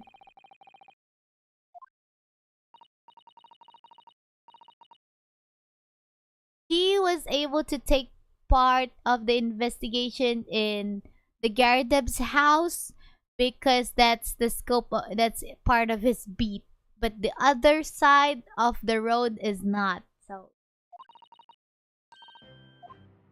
really, we're so lucky. Well, of course I feel terrible for the poor woman who was it. Don't misunderstand me, please. But we were just so lucky it didn't happen on Rolly's beat. It was so close, you see? See, I told you! I told you! What I thought was correct. He just really moved the body. Oh, I hadn't realized. Oh yes, that straight Briar Road, that's the boundary between Rolly's beat and the next one. Isn't that fun? Falling asleep again. Responsible beat. Oh, yes, that's right. That's the reason why I was helping out with the interviewing occupants of the Gardev household yesterday. Their house is on my beat, you see? See? But I think it's definitely the husband.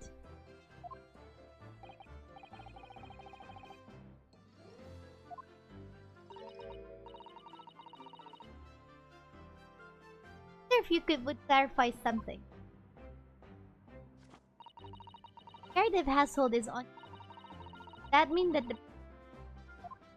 Oh? Outside Mr. Gardeb's house? Pavement on the side of the road is part of my beat.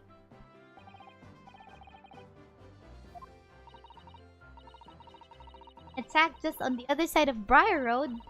Would never have been able to go for that meal to celebrate our wedding anniversary. I told you that's what happened. Either one of them moved the body other side of the road just so they could have that wedding anniversary meal.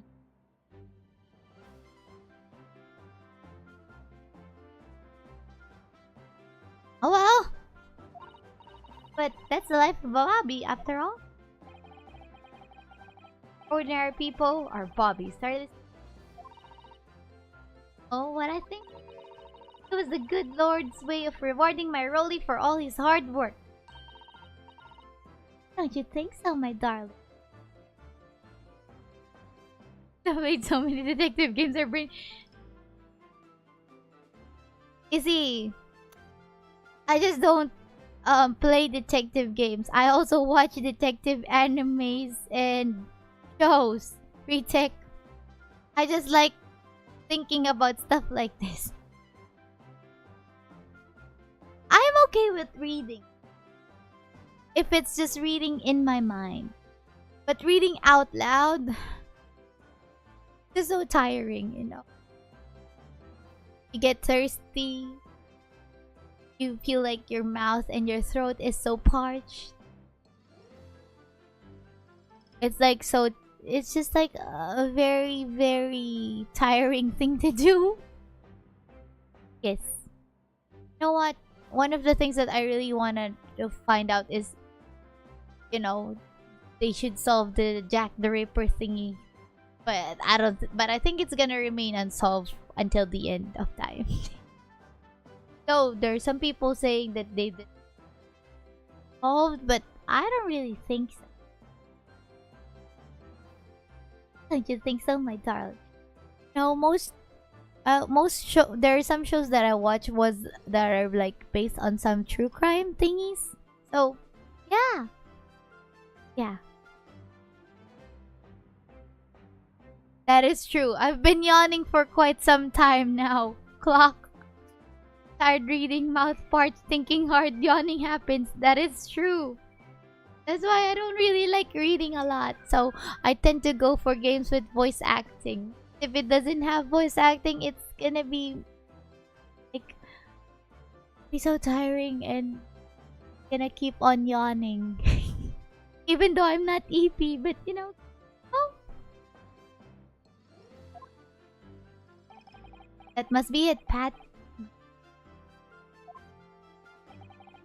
And I have this tendency where if I'm reading stuff, I try to change my voice depending on the character. I try to make it as much as of a guy, as much as a kid, as much of an old lady, an old man, or stuff like that. Even though I know it's not really that accurate, but you know.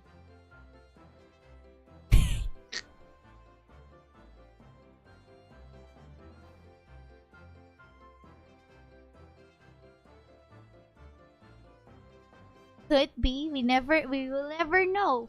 But Jack the Ripper is like one of the crime stories that I really, really enjoy. And I would really like it to be... I don't think so, because at that time, you know, there been good enough investigating items. Like, I'm not even sure if there's like already... I remember correctly, there's no like thingy for DNA samples yet and stuff like that, so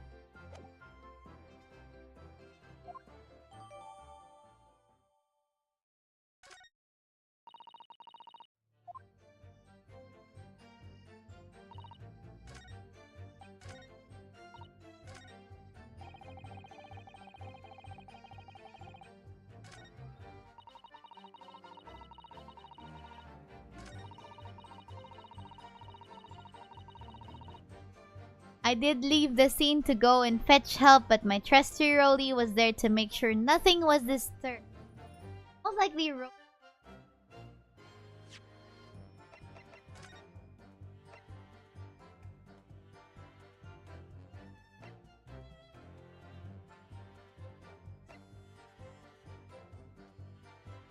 Update.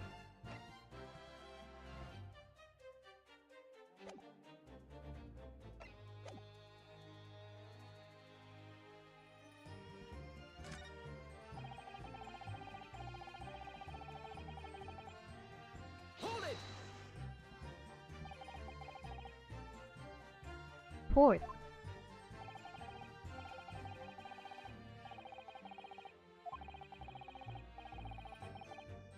From it. For that on the yard's honor, sah.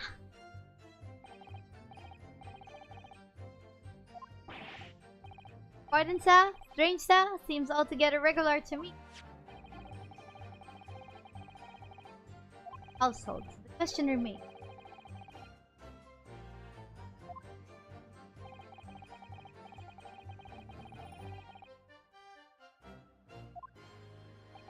Tired time. Ah! Could it be a different copy? One that just happened to be burnt as well? If that were possible, why would the victim have been gripping a book like that in her photograph print? Photographic print, she had a bag over her shoulder. Well, sir, that book was in the lady's hand from the moment we arrived at the scene.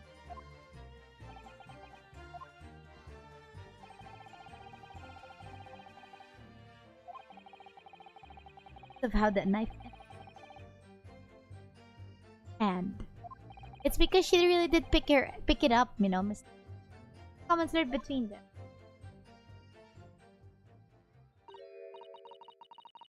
Can I ask you something, please, Mr. Lawyer, sir? Oh, yes, of course. What is it? You're doubting us, aren't you? No. What? I wasn't really. I mean, please, just because I'm a woman doesn't make my testimony any less valuable. I just see me as the wife of a policeman, but I'm a woman of my word. I am.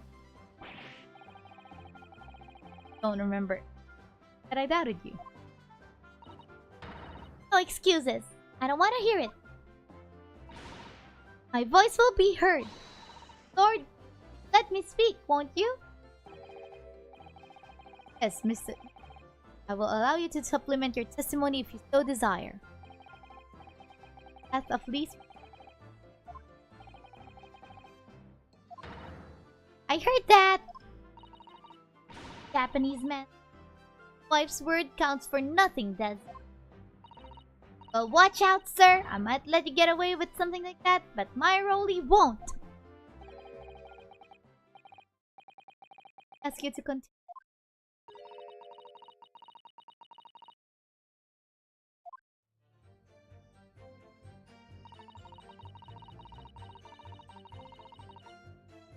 Oh, my eyes never let me down. My sense of direction is a little off sometimes.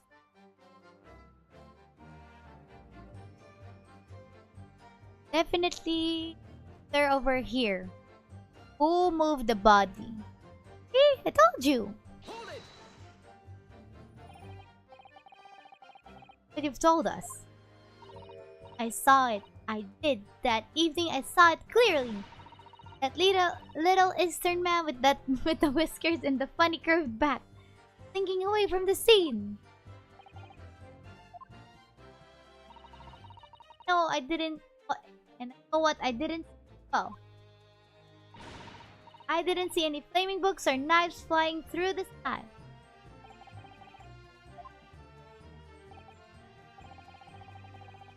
Having a poor sense of direction. Oh, yes, well, that's a little embarrassing, really. That I've made a Rolly. It's ever. Excuse me.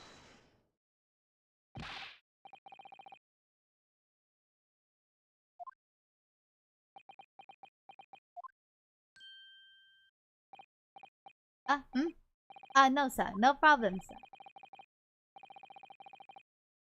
Perhaps.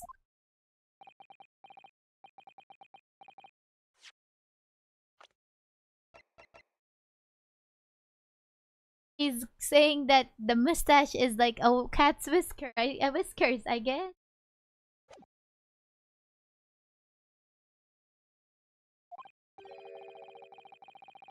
Happened that evening.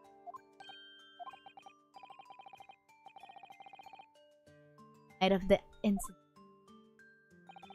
So you see, I sent her off to find a box in the next over from mine. Back inside 10 minutes.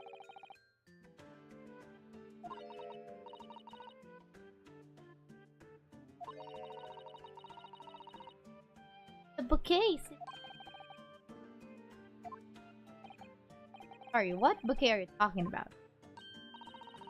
Oh, it was a anniversary. Really so romantic. Give up for it with 4 things. A pennies he found in the gutter while doing his round.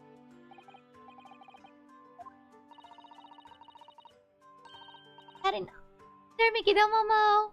Getting all about it just now. Had you, my darling. Ah, yes, that was just between us. Talking about it to anyone else, darling. I have to promise.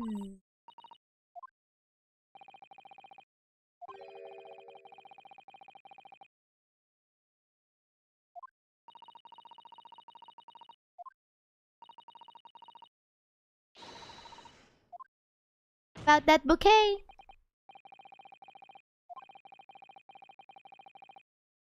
Yes. Oh, really? I'd love to. Hey, hey. What happened was I dropped my bouquet and ended up losing my for a while. I dropped the bouquet at the scene of the crime. Yes, that's right. I was so upset when we ran over and saw it was a woman with a knife in her back. I was so shocked. I dropped the bouquet Rolly gave me. It was in a dark spot where the street lights weren't casting any light, so I didn't notice at first. And then went to the police box to report it to the policeman whose beat it was on. Yes, and I came back to the scene together with the other constable you see. That's when I spotted my bouquet again. But the funny thing was, when I went to pick it up, it was nowhere near the victim's body at all. In case you need reminding, Mrs. B, the victim is not deceased. I was all flustered for a moment before I heard a voice calling me from the other side of the road. Presumably. See, I told you it was Mr. Rolly over there who moved the body, not the lady. It was the guy's fault. Just wanted to spend, the wedding anniversary with his wife. But still, that was not a good thing he had done. That's right, silly me, I've gone over the wrong side of the street. Although, I'm going to blame the bouquet this time. Can't think how it got there. Bouquet's on the side of Briar's Road to the opposite. It is indeed. Isn't it? But the worst of it is, I forgot to pick the bouquet up again when we left the scene. That is so true. Tampering with the crime scene. That is true. He's gonna be so much in big trouble, young man. Beautiful rose Early bought me with that change from the gutter he spent so long collecting. Okay. Perhaps mean this sorry solitary rose. Oh, he has it! Uh-oh. I think Van Zieks probably have an idea of what happened now. Oh! Oh, yes, that's it! How is a single rose called a bouquet? Does that pass as a bouquet, guys? I don't think so. That's the bouquet Rolly bought me for our anniversary, with old bits of change he found in the gutter. Let's call it a rose. Tell us, Lord Van Zieks, where did you come by the flower? According to the report by the police, crime scene investigation, it was found on the edge of the pavement in Karadeb household. Although it wasn't noticed until the day where the street lamps scattered. It was believed to be of non-relevance to the case since it was found on the opposite side of the thoroughfare. Oh, thank you, sir. Thank you. Have it back now, please. For good measure, added to the court record as evidence. Okay. Of a rose. But it's a symbol of our love.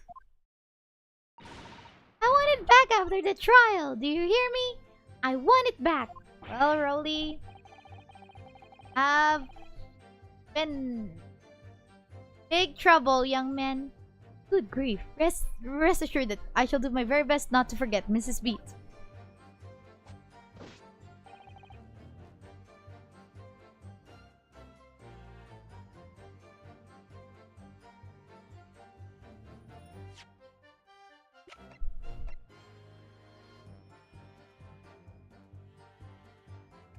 Objection. Hi there, Doom. Report. In 15 or so minutes, you were guarding the scene.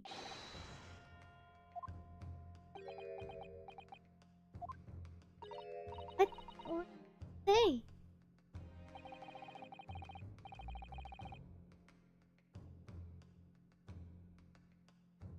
Into the court. You arrived back at the scene of the crime with the policeman assigned to that beat. The bouquet you had dropped at the victim's side was no longer anywhere nearby. Objection! Yes, on the opposite side of Briar Road to where the victim was attacked. The size of this meager bouquet, if a single-story bloom can be so described. Doubt it was blown in the wind across the street, back into the gutter where it belongs. Meager? Objection. But if that were the case, why did Constable Beat not testify to the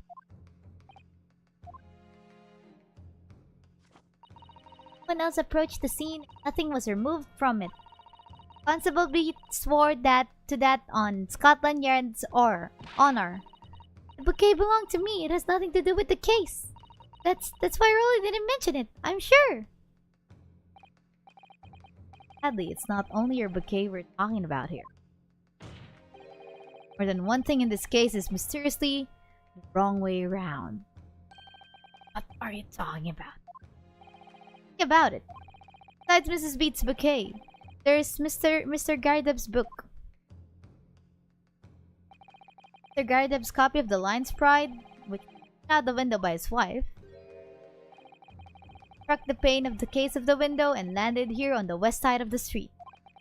And yet, it was actually found here on the opposite side of the road in the victim's hand. Meanwhile, according to the testimony you've heard, Mrs. Beat's bouquet have been dropped here at the scene of the crime on the east side of the street. But in fact, it was actually found here, opposite side of the road, in front of Mr. and Mrs. Gardeb's house. There's no logical explanation. That somebody deliberately moved them. There is only one person there. What are you trying to say? The way you're talking, it sounds like you think my Rolly's done something wrong. Definitely did something wrong, Missy, so don't you listen to a word that scrawny lawyer says. With the ring on about books and bouquets, why should we care? It's nitpicking, that's what it is. Gardeb's come around. Nitpicking, Miss. But deliberately meddling with the scene of a crime is a criminal offense called, tampering. The person responsible for this tampering to it for a very subtle but compelling reason. Objection! Tampering? You've barely heard the term before. Tell us, my learned friend, who would possibly have had cause to carry out such an elaborate deception? Somebody who tampered with the scene of the crime that evening? Oh, I'm so sorry, Mr. Rowley, sir.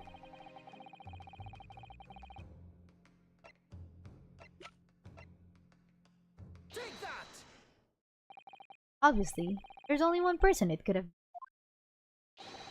Constable Rowley beat. It was you. What?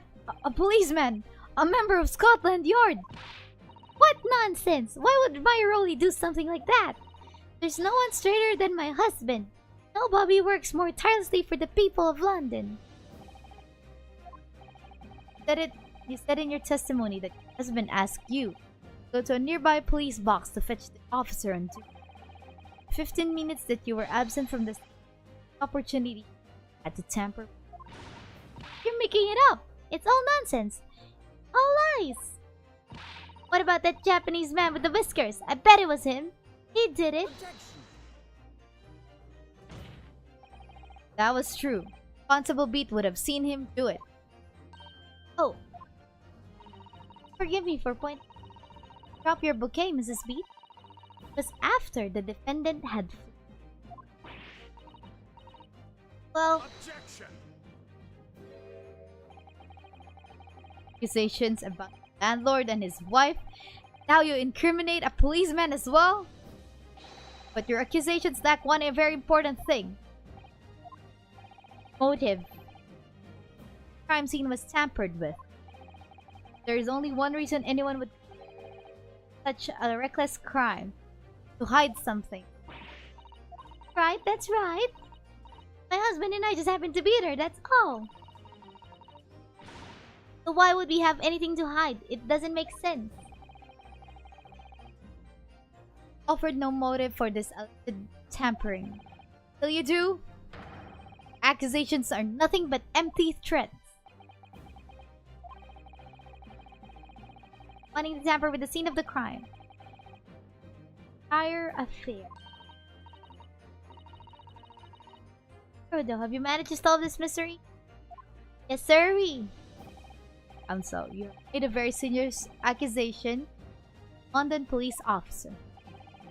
If you're mistaken, I'm sure I need not to point out that your reputation as a lawyer will be irrevocably damaged.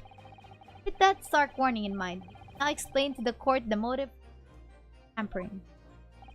Yes, my lord.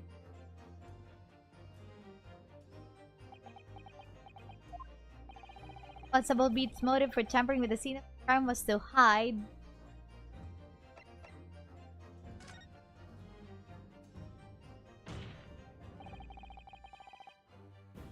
Victim fell to the ground, but this Bobby had to cover up at all costs. What? Oh, where she was attacked? What are you talking about? We told you at the very start, didn't we? On the pavement of Briar Road, we saw it happen, remember?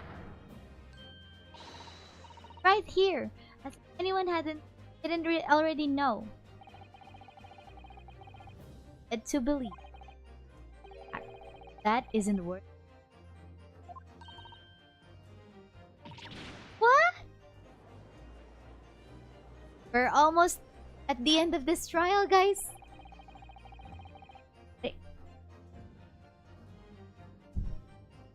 Beginning to wonder where this tumultuous trial will end.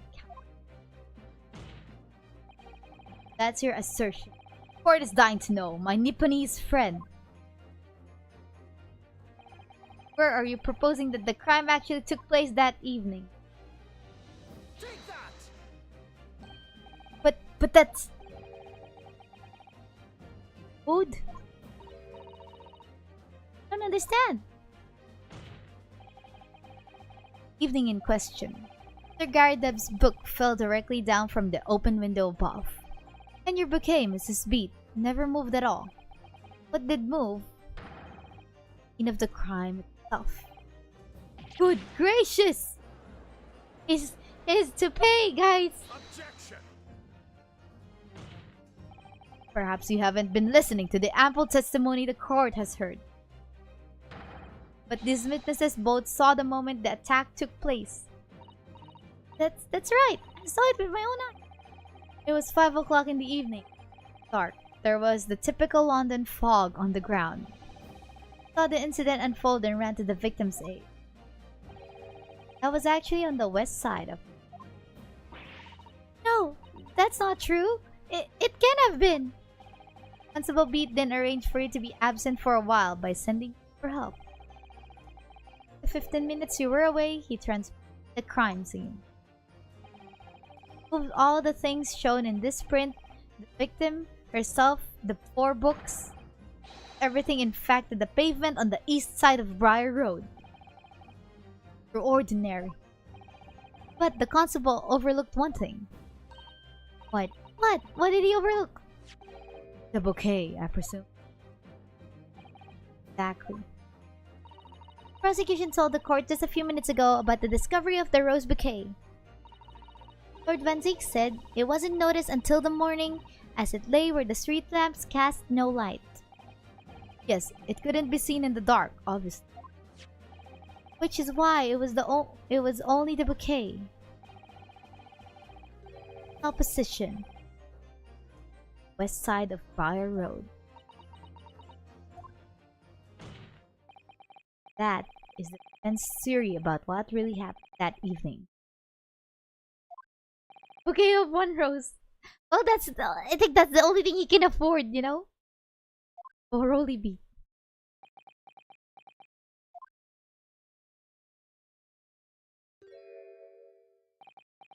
Well, I'm very sorry. I didn't mean to nod off again. But I haven't slept properly. I miss anything? Pretending to...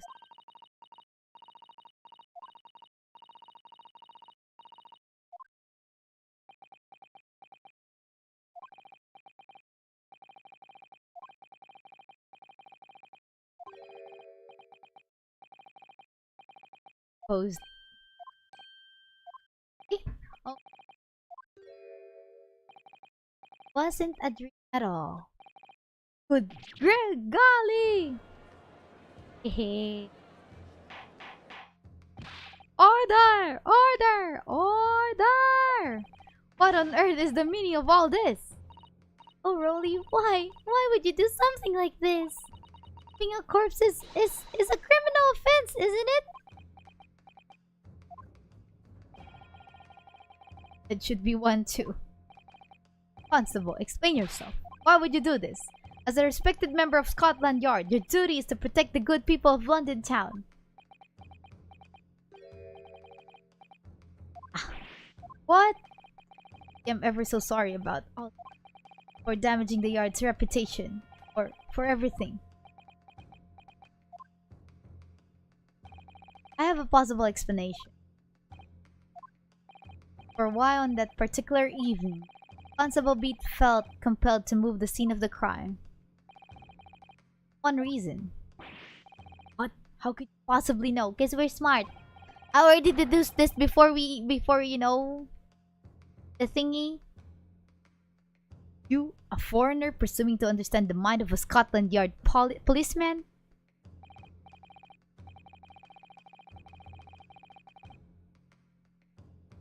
Yet, Lord Van Zeek's, it is this foreigner who has covered the startling truth of the matter thus far. I believe it would be beneficial to the court to hear this extraordinary young lawyer's theory. Counsel for the defense, if you please. Yes, my lord. Now then, I think you had better show us some evidence. Once, my lord. Difference where human emotions are... I have a fairly good idea of the feeling of man's action. Take that! Is that I'm a foreigner in this land. I have only just... While all this information about London's so-called bobbies is complete, I've learned that through honorable patrolling the beat, standing work in the world, for example. The peace, looking after the citizen on his beat, all kinds of ways. There's no doubt that the young bobbies charged with a great deal to do each. But for Constable Beat, the day in question was special. Sound of this bouquet. Oh yes! It was our very first wedding anniversary! Constable Beat had worked so hard to be able to afford this simple gift for his wife, and was so looking forward to taking her out for a celebratory meal. When he and Mrs. Beat stumbled upon a crime along Briar Road, saw that shadowy figure through the fog collapse on the pavement ahead of them. What must have gone through the man's mind? Just on that. I was looking forward to celebrating my wedding anniversary. See?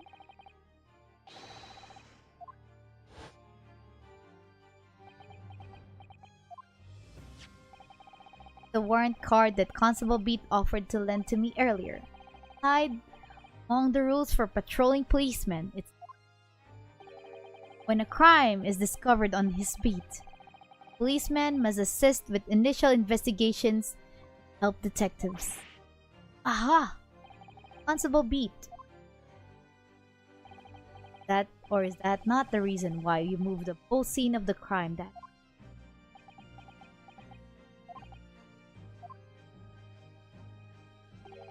everything is said? That's it. It was all to do with the boundary of your beat. Exactly. Summarize.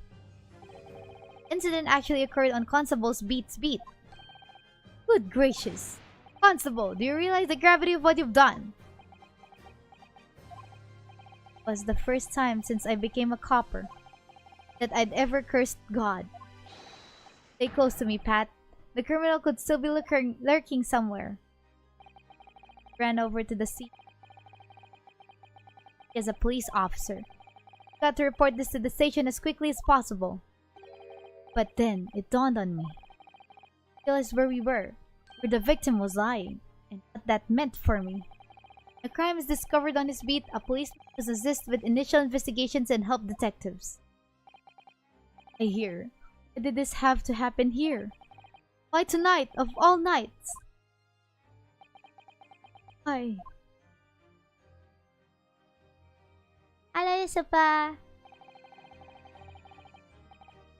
Copper's job to guard the scene of the crime, so I told Pat she'd have to go to the nearest police box and fetch whoever was on duty there. It was then when I opened my mouth to speak. Just out. I couldn't believe the words that were coming out of my own mouth. This is the next beat to mine, Pat. So you have to go to the police box that covers it. Turn right along Mearsham Street and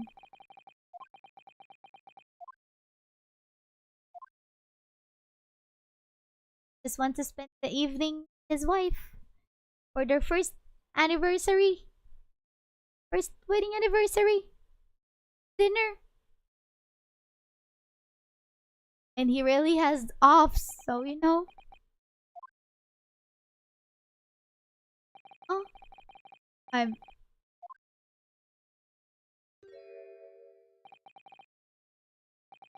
sorry.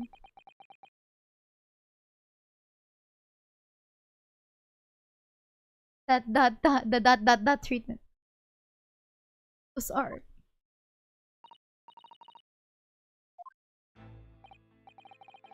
Wanted that one night take my Patricia out for dinner.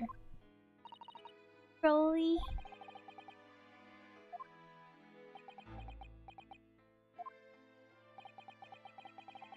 And was on your evening of celebration would be ruined.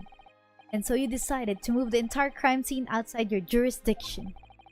Just across the street, pavement of Briar Road, which falls under the neighboring beats.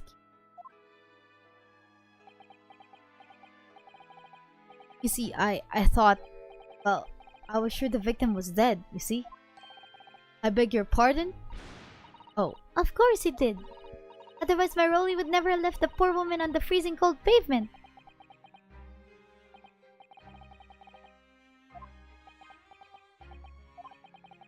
God got me back for my sins, didn't he? Why, missed the rose I bought for Pat.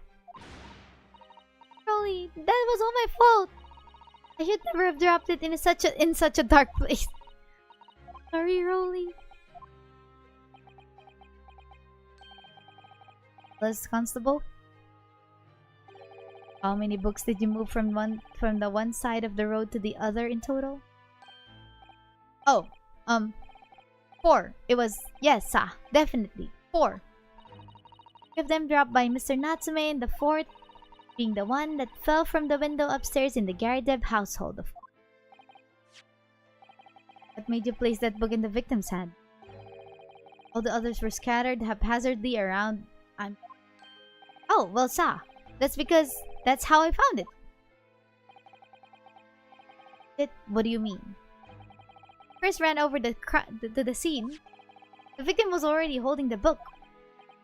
So when I moved everything, I made it still in her hand. It was this book, The Lion's Pride, that the victim was holding? Yes, no doubt about it, I told you. Just like when Light saw the death note down and he went. Just that this lady was unlucky because when she picked it up, that's the time when the jackknife went flying and then she got stabbed. The backity back. And Mr. Natsume was just unlucky that he was there, so he was the one who was framed as the suspect, but yeah. I told you it was something easy to deduce once you got some open and shut case at that time. The 2 people at the scene. Pat and me both saw it happen. However which way you looked at it, it had to be the fellow who ran off who'd done it. Really. Difference. That's it for me now. The silence is deafening. Yes, Lord Van Zeeks. Cross-examination of witnesses.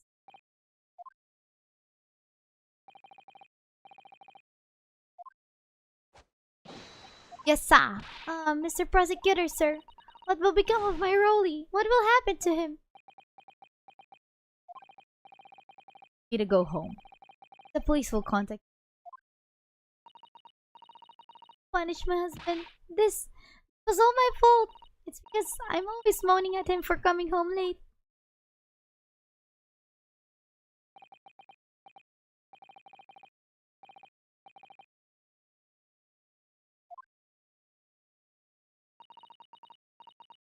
Love. Last thing, Constable. Let this be a lesson to you. Criminal investigation, every detail matters, however insignificant it may seem. Carve that lesson in your mind. Never again make the mistake of tampering with the scene of a crime. Ah, Van Zeeks, he's a nice guy. Go ahead, Freeman. Enjoy. Never again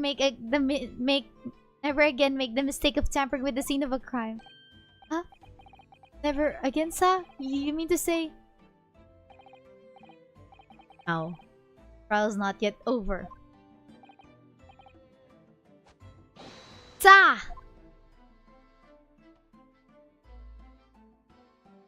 He's a softie, yeah. He looks tough, but he's a softie. Didn't say he won't be punished though. Well, at least he didn't lose his job permanently, Supa. Quite a startling revelation, I must say. Whoever thought of a third party transplanting the entire scene of a crime like that? Nevertheless, some immutable facts here. Principally, that the accused, Mr. Soseki Natsume, is the only person who could have possibly committed this crime. No, I disagree. Now that we know the true scene of the incident, there is someone else. Another person who could be responsible for the knife in the victim's back. Forgive me for being presumptuous, but I believe the prosecution is probably well aware of this possibility already. Lord Van Zeeks, is this... Very well. The person, if you will. Further investigation is warranted. Prosecution has no objection to the trial continuing.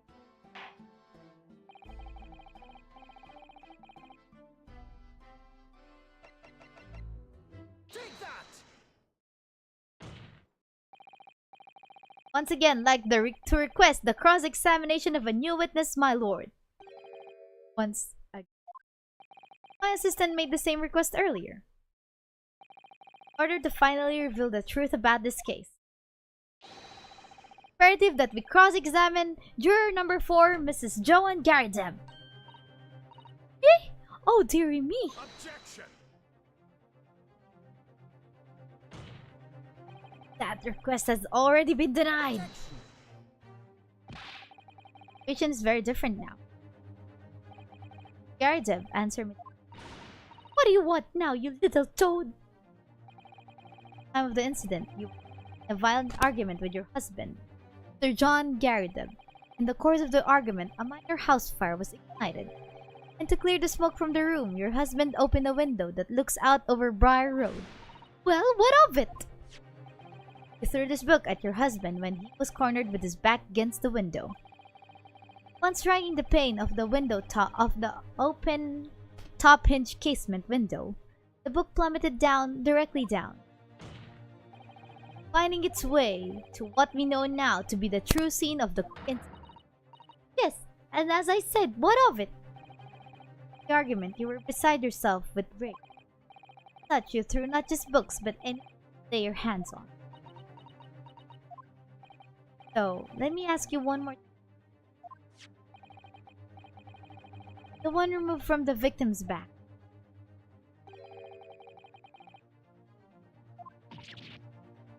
Oh!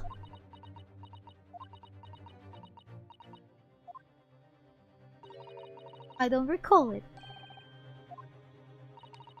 I'm supposed to remember everything I picked up and threw at my husband? Anyway, that man over there in all the regalia said members of the jury needn't testify.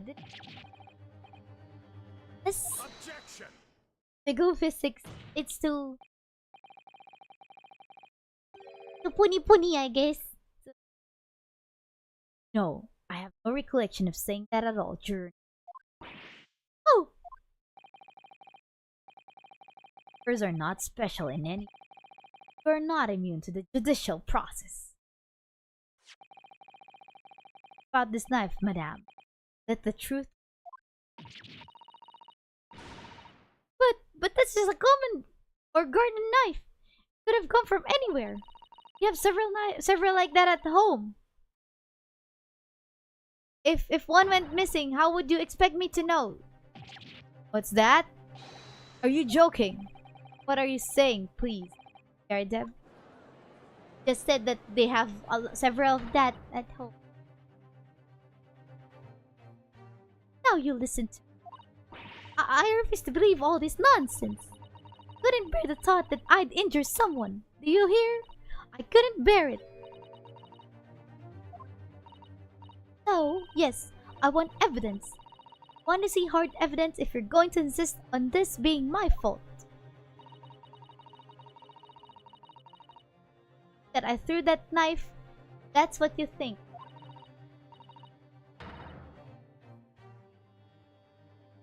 Come along now, chop chop, do your worst. Well, Mr. Naruhodo, if it's like that, believe me, I would have thrown it at her already. Then take the stand, juror. Oh! Prosecution does not object to the defense request to cross-examine this book. Thank you, Lord Van Zeeks. I'm going to have to testify? Yes, lady, you have to, whether you like it or not. Juror number 4. As I'm sure you will appreciate having observed it with your own eyes today, witness testimony can lead to the most extraordinary truths of which the witnesses themselves may not have been aware. Oh, too bad for you. Your full and unadulterated testimony. Give it to us, Mrs. Gary Deb. Let's go. Yes, sir. Oh, we have that power tilted. In most games of this series, the prosecution tends to become our friend. I don't know.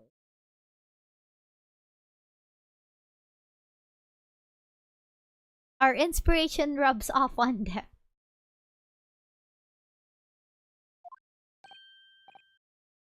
Oh, that's what I'm hoping for, my lord.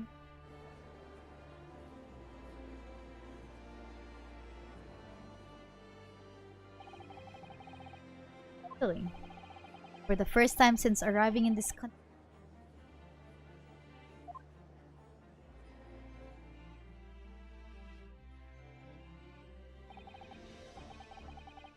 Really. I'm a lawyer.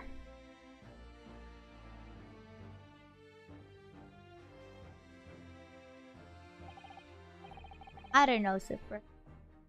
I could voice act if I only had one character to voice. That's just why I don't like games with no voice acting, because there are different types of character and it's hard. Which voices for different kinds of character all at once. Witness. Occupation. Oh, yes, my name is Joan Garideb. And well, I'm a juror and such like. Even the housewife or what anymore.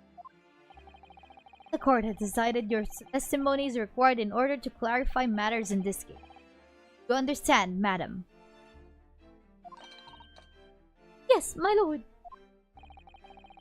Report everything that took place in your household on that. Warn you, do not attempt to hide the truth. Oh, dear me. Chin up, Joannie. Nothing to worry about now. Oh, I didn't know you were here, John. Oh wow, why are the couples always standing next to each other in the testimony area, huh? Only you in the room that day, oh. Rather, think I ought to testify as well, don't you?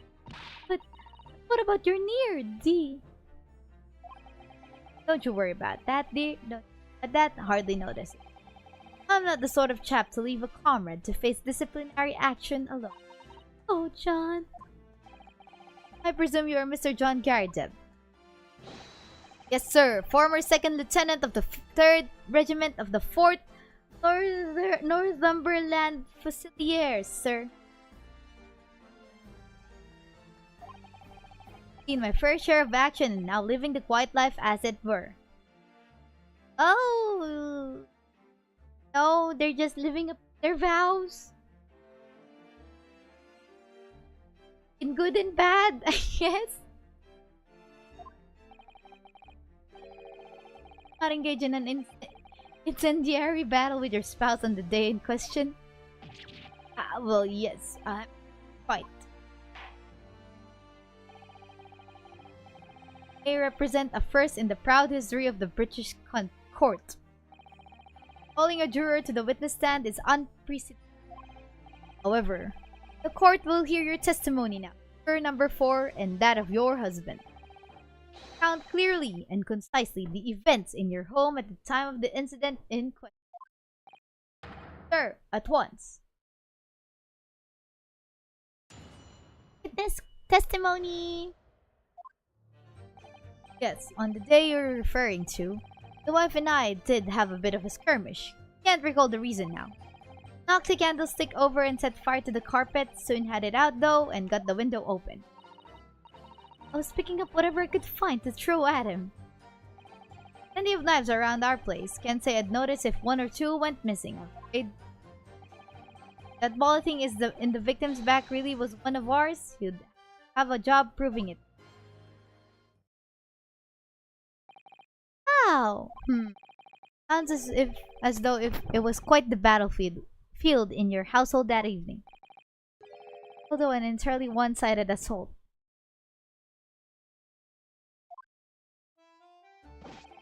The enemy caught us on the hop, sir. Had no choice but to dig in and take defensive measures. To be honest, if the enemy had kept telling us for another minute, we'd have been toast. Of course, a veteran such as myself is only too aware that on every battlefield, you're just a gnat's whisker from death at any moment. We still talking about a marital quarrel here? Well, I must say I'm dubious that this testimony will shed any light on the origins of this jackknife.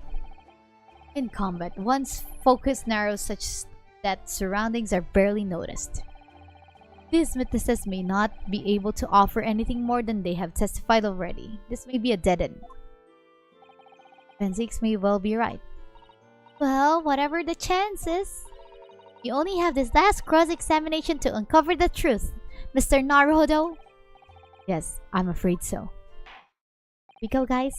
Very well, counsel. Begin your cross-examination.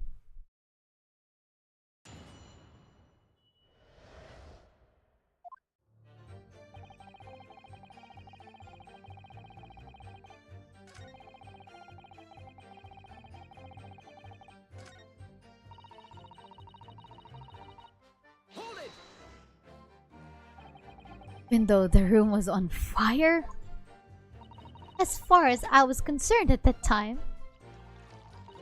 it was more important to extinguish my anger than the flames. When a woman wants to throw, she must throw! Oh no! That is most certainly not true of a Susato takedown, Mr. Naruhodo! How did you know I was thinking that? So please cast your mind back and try to remember. Was a knife among the items you threw at your husband that day? All honesty, I don't recall, but I feel I must point out that I'm no monster. Let me see. Some bread, a cabbage, garlic, a towel, and a sponge, and a napkin. Excuse me. You have something to add, sir?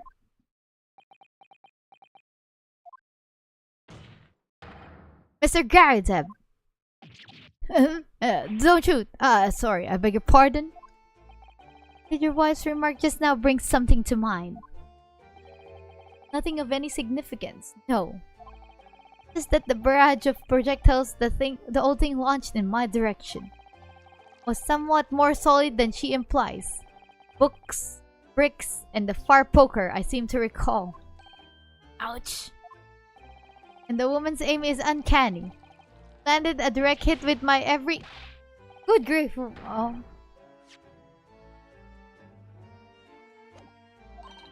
Oh dearie me. Ever so sorry, dear. What she's even doing with a teapot in here? Honestly, Chun, I would never have thrown such things at you, obviously. Take a look at this then. How do you suppose this happened? Your pipe, sir? Had this thing in my hand as usual at the time of the onslaught. Knocked it clean out with one of her soft projectiles, she did, yes. When I went to pick the thing up, it was broken in two. I'd like to see a sponge do that sort of damage. That is a very strong sponge, I'd say. Pipe was broken. Would never have been sent flying unless it was hit by something pretty solid. Anyway, I've managed to bandage the thing up for now. You're one to exaggerate, aren't you, dear?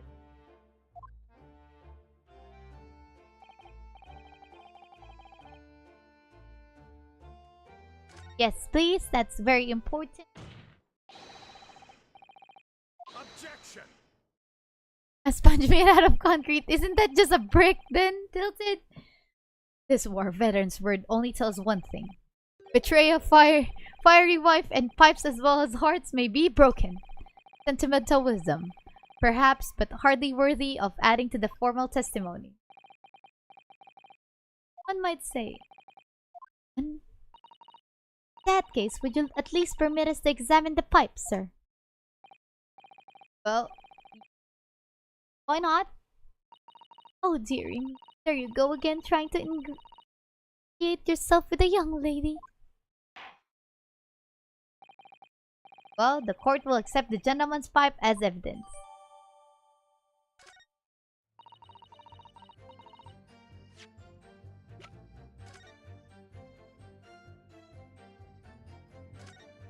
The tip of the knife!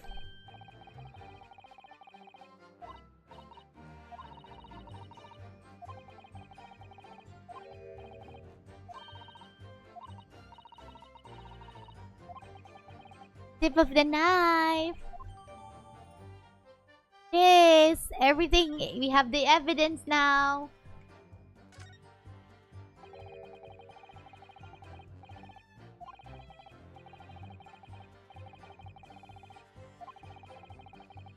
Dun, dun, dun, dun.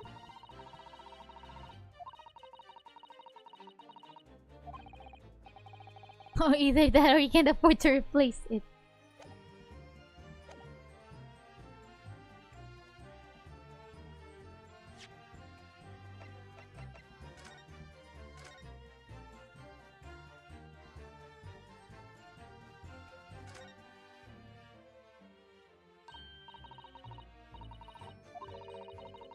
Da da da da. Da da.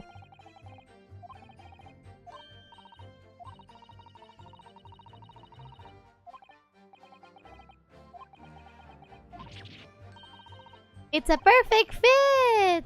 Somehow I just knew it.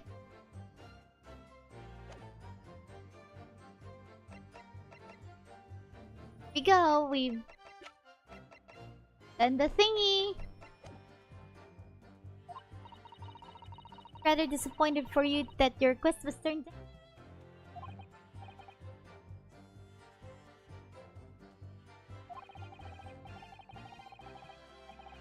Now time to present the evidence, guys.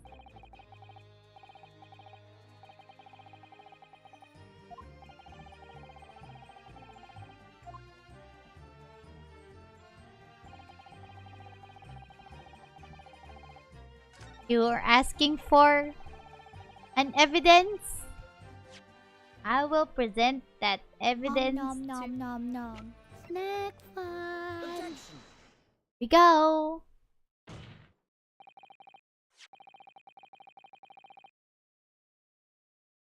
Thank you, Bluebird. Thank you.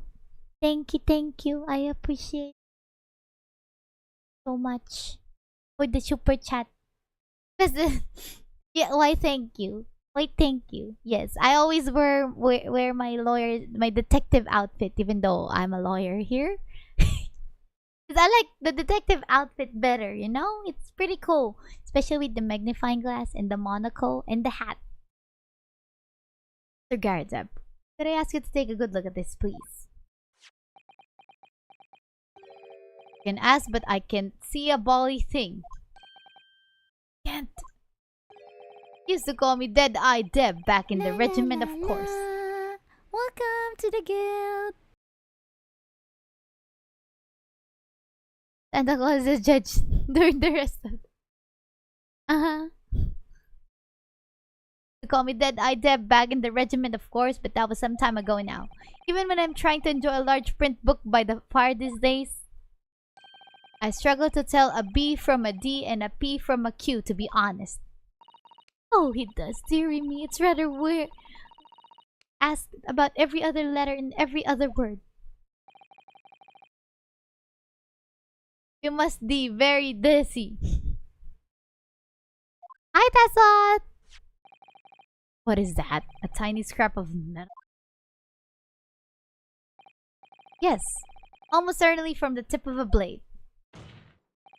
And what may appear at first to be just a tiny scrap is in fact a crucial piece of evidence. Interesting. And where did the defense come by this evidence? It was lodged in the chamber of Mr. Gardeb's pipe. Pipe, you say? By Jove! I wonder how that got there. What precisely does this fragment of metal signify, counsel? Are you suggesting that it is in some way related to the matter of the stabbing on the Briar Road? Yes. Sir.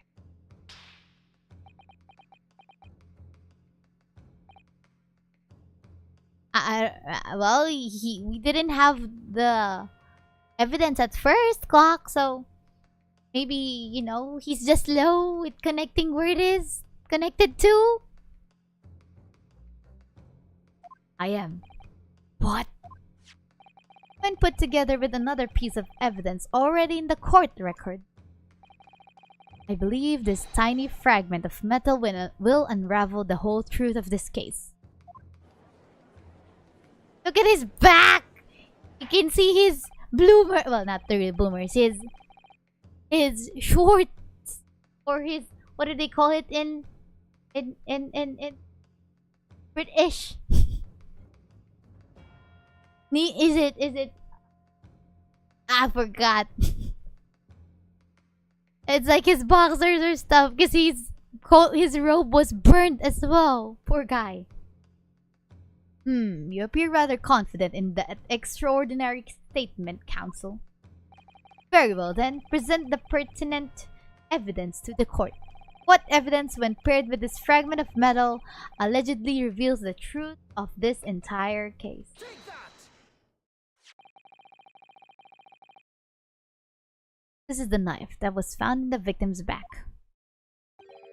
If you look closely, you will see that there is a small piece at the tip of the blade that is missing. Common issue with the inferior blade sold at unsavory street markets. Criminals who use them regularly leave the tips lodged in their victims' bones. What of this particular knife? No doubt its tip has suffered a similar fate, now languishing somewhere near the spine of the victim. No, that's not the case. The tip of this particular knife's blade is the very fragment of metal we discovered in the chamber of Mr. Gardeb's pipe. Ah! Good grief, Lord Van Zeeks! I don't believe it. Knife from the crime scene and this fragment of metal are a perfect match. Good golly gosh! Look at his wig! It went around! Order! Yes, you need to fix your wig first, Mr. Judge, sir. Is this some sort of Eastern sorcery? This is no magic, my lord. This is a miracle. Miracle? Van Zeeks has figured it out, has he? Counsel, explain this extraordinary coincidence at once. Yes, my lord. The crucial point we have to ask ourselves here is, when did the fragment of metal find its way inside Mr. Gardeb's pipe? That was clarified for us in the most recent witness testimony. 2 cheeseburgers and some nuggets. No. It's a different kind of order, Bluebird. A different kind. Had this thing in my hand as usual at the time of the onslaught. Knocked it clean out with one of her soft projectiles. She did, yes. It would never have been sent flying unless it was hit by something pretty solid. Oh, dearie me. During the argument between the occurred just as the victim was on the pavement below. Mrs. Gardeb flung this knife at her husband. However, the knife missed Mr. Gardeb's head, striking the pipe in his hand at the time. Caused the tip to break off, of course. Good lord. Yes, and that is when the tiny tip of the blade found its way inside Mr. Gardeb's pipe. The chances of that are 1,000,000 to 1. Yet there's no other credible explanation for how the tip of the blade ended up in your pipe. Then, after losing its tip, the knife ricocheted off the pipe and flew out the open window. In short, this knife, which fell from the window of the Gardeb's house, is the very same knife that struck the victim in the middle of the back on the street below. Oh gosh! Oh dear! Oh! No! Objection!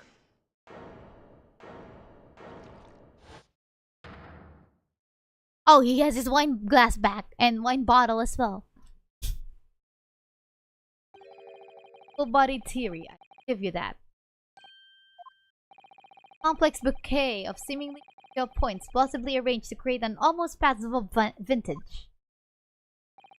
Allow me to toast my learned friend's characteristic funny's approach to bottling his argument. That is true, retake.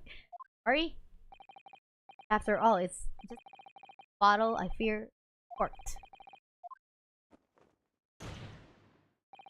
It's spoilt by an insurmountable inconsistency. Insurmountable what?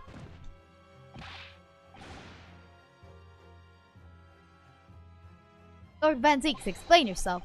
What is this inconsistency you claim to have identified? An inconsistency of the simplest nature, my lord.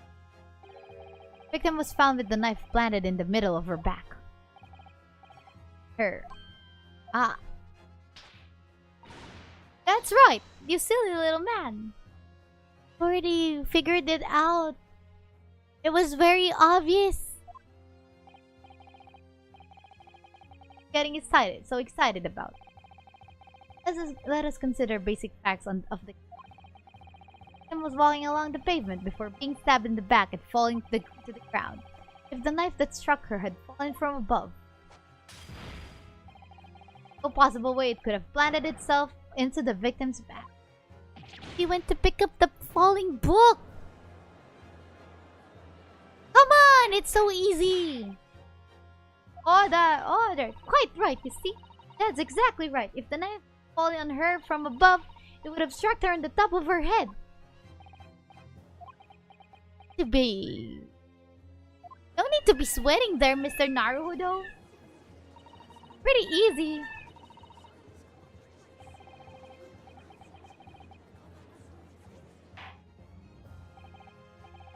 Would appear the defense has made a rather spectacular blunder. If a theory has even one inconsistency, not stand. Your theory, my learned friend, is history. Come on, mister, it's so easy. Mister. Yeah, the Neko is going crazy. It's not an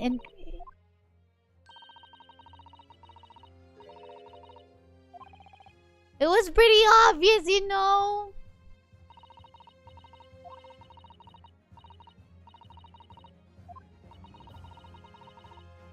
Yada.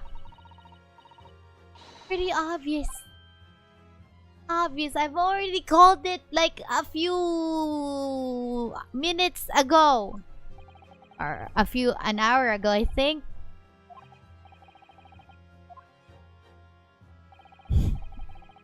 Tacit acceptance that your theory is fatally flawed. She was so loud. She was really loud. Objection.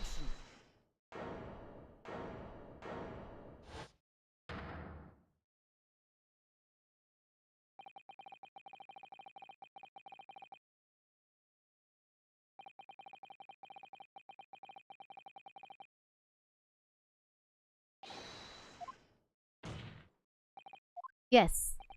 If the knife fell on the victim from above, there's no way that it could have hit her in the middle of her back.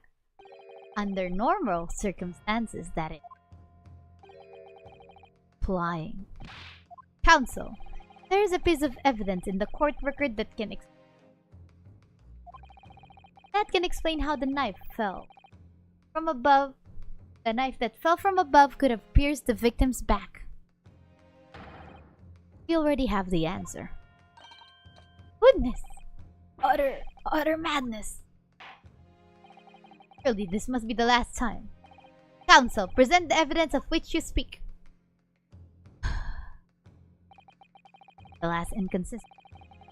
Final piece in the puzzle. Successfully make sense of this.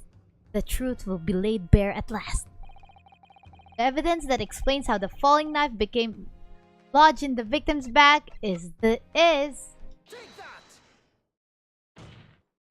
this, the fourth book found at the scene. This is the final piece of evidence the defense will present. The burnt book? Is that not Mr. Garadev's book? Yes, And to understand its significance, we have to consider how it came to be at the scene in the first place. This photographic print clearly shows the book in question, and the victim holding it in her hand. But as we all know, it was a police constable that put the book between her fingers like that. Nope. Quite so, it's part of his whole sale transplanting of the crime scene to the opposite side of the road. That's true. However, as part of his testimony, Constable Beat made an extremely enlightening statement on that point. But what made you place that book in the victim's hand? Oh, well, that's because that's how I found it. When I first ran over to the scene, the victim was already holding the book. So, when I moved everything, I made sure it was still in her hand. In other words, the victim had already picked the book up of her own volition. And clearly, that must have been before she suffered the knife wound. Well, I should say so. After being attacked with a knife, I don't imagine she'd had been doing much of anything. The question becomes, why did the victim have that book in her hand? By Jingo! I think I'm beginning to see what may have happened now. Oh dearie me. That the book fell from the top floor of the Garadeb household onto the pavement below, at precisely the moment that the victim was walking past. Yes, at exactly that moment, the young woman was walking along the street in the light fog. And all of a sudden, a book fell right in front of her. The book I threw! Yes, Mrs. Garadeb. And what do you think the woman did? What would you do if you were walking along and suddenly a book landed in front of you on the pavement? Well, I really can't imagine it. But I suppose I'd have reached down and picked the book up. Yes, that is exactly what the woman did in fact. She picked up the book. Oh! Oh heavens! And when the woman reached down to pick the fallen book up, what position would her back have been in? That's right, facing the sky. Completely and utterly defenseless.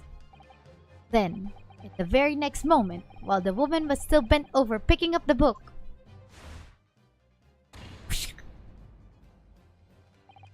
next object fell from the room above, the jackknife, straight into the middle of her back.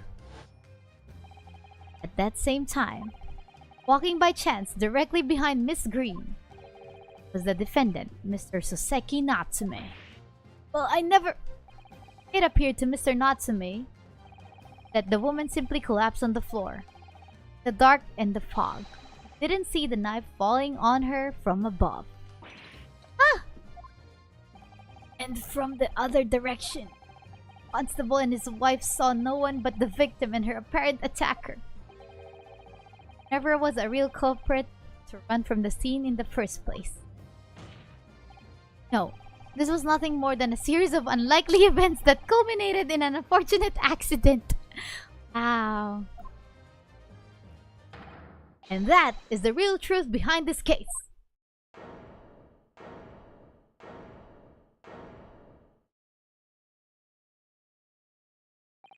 Well, Mr. and Mrs. Garadeb,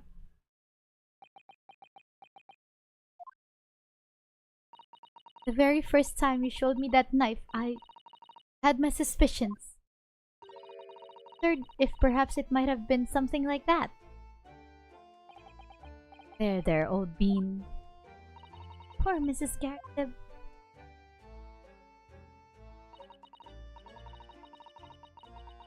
Of course, I never meant for anything of the sort to happen, but all my fault, wasn't it?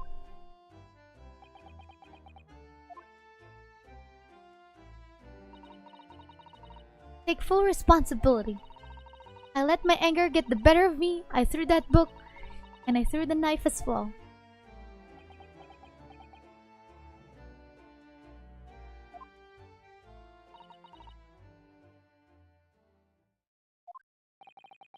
Right, I know. I'm ever so sorry. Truly. I'm sorry. And she fainted. He can't even carry her. No, the victim is still alive. She's just in a coma, I think, at the hospital.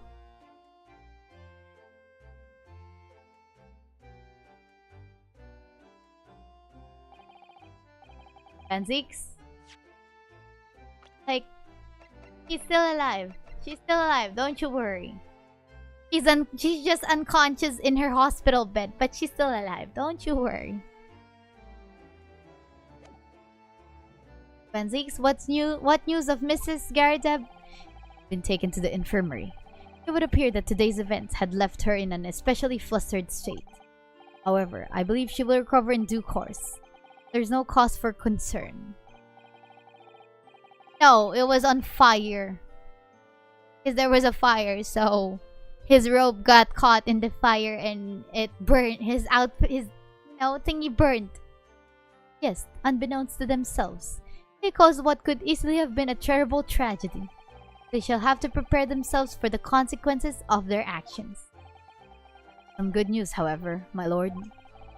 I have just had word from the hospital where the victim is being treated. Her condition is improving steadily. The doctor believes she will regain consciousness soon. We've been talking about the victim all this time, but we've never once met her. Oh, wonderful. The woman is out of danger, it seems. Yes, that is good news. Oh, Mr. Soseki Natsume.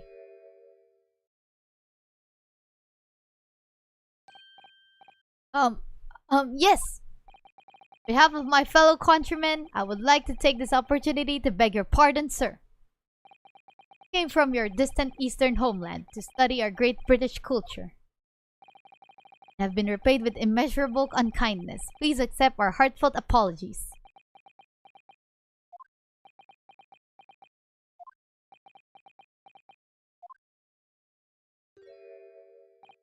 Oh, it is me who should be begging your pardon. Oh no, Mr. Natsume. That evening when the young woman just collapsed on the pavement before my eyes. I jumped to the wrong conclusion again. My confusion. What conclusion, sir? I was sure that the woman was dead. Yes, Constable Beat said the same thing, didn't he? He thought she had been killed too. I suppose she must have looked completely lifeless. It's been about a year since I've arrived in Great Britain now. I still can't get used to the life here. I can't relax. I'm sure there are evil spirits lurking in the fog. Like they're haunting me. Poor Soseki-san. His imagination really has got the better of him. Yes, poor man. So when it happened, I thought the young woman had been taken by the fog spirits. Should have never have dropped my books like that and run away. I should have called for help, for a doctor, for the police. It should create a rift in the relationship of trust between our two empires. For that, I am truly sorry. Oh.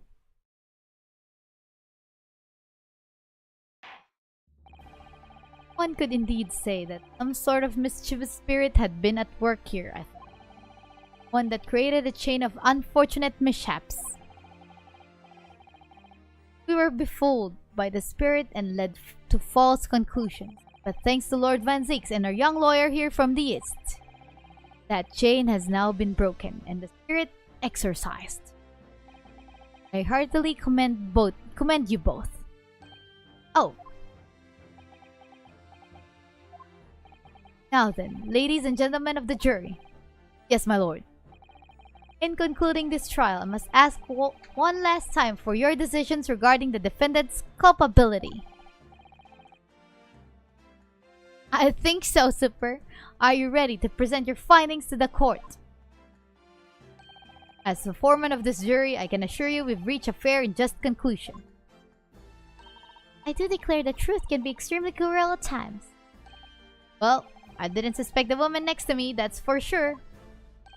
Sitting in for the old bean while she's out of action, you know. But I know what her decision would be. Does this mean I'll finally be able to get out of here and start work? Well, it's about time. I say I'll have a corker of a story to tell the grandchildren when I get home, won't I?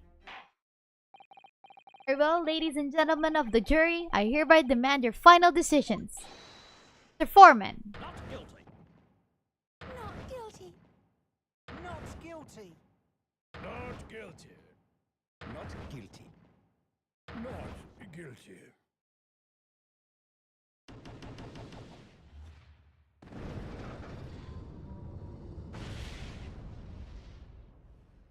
Confetti!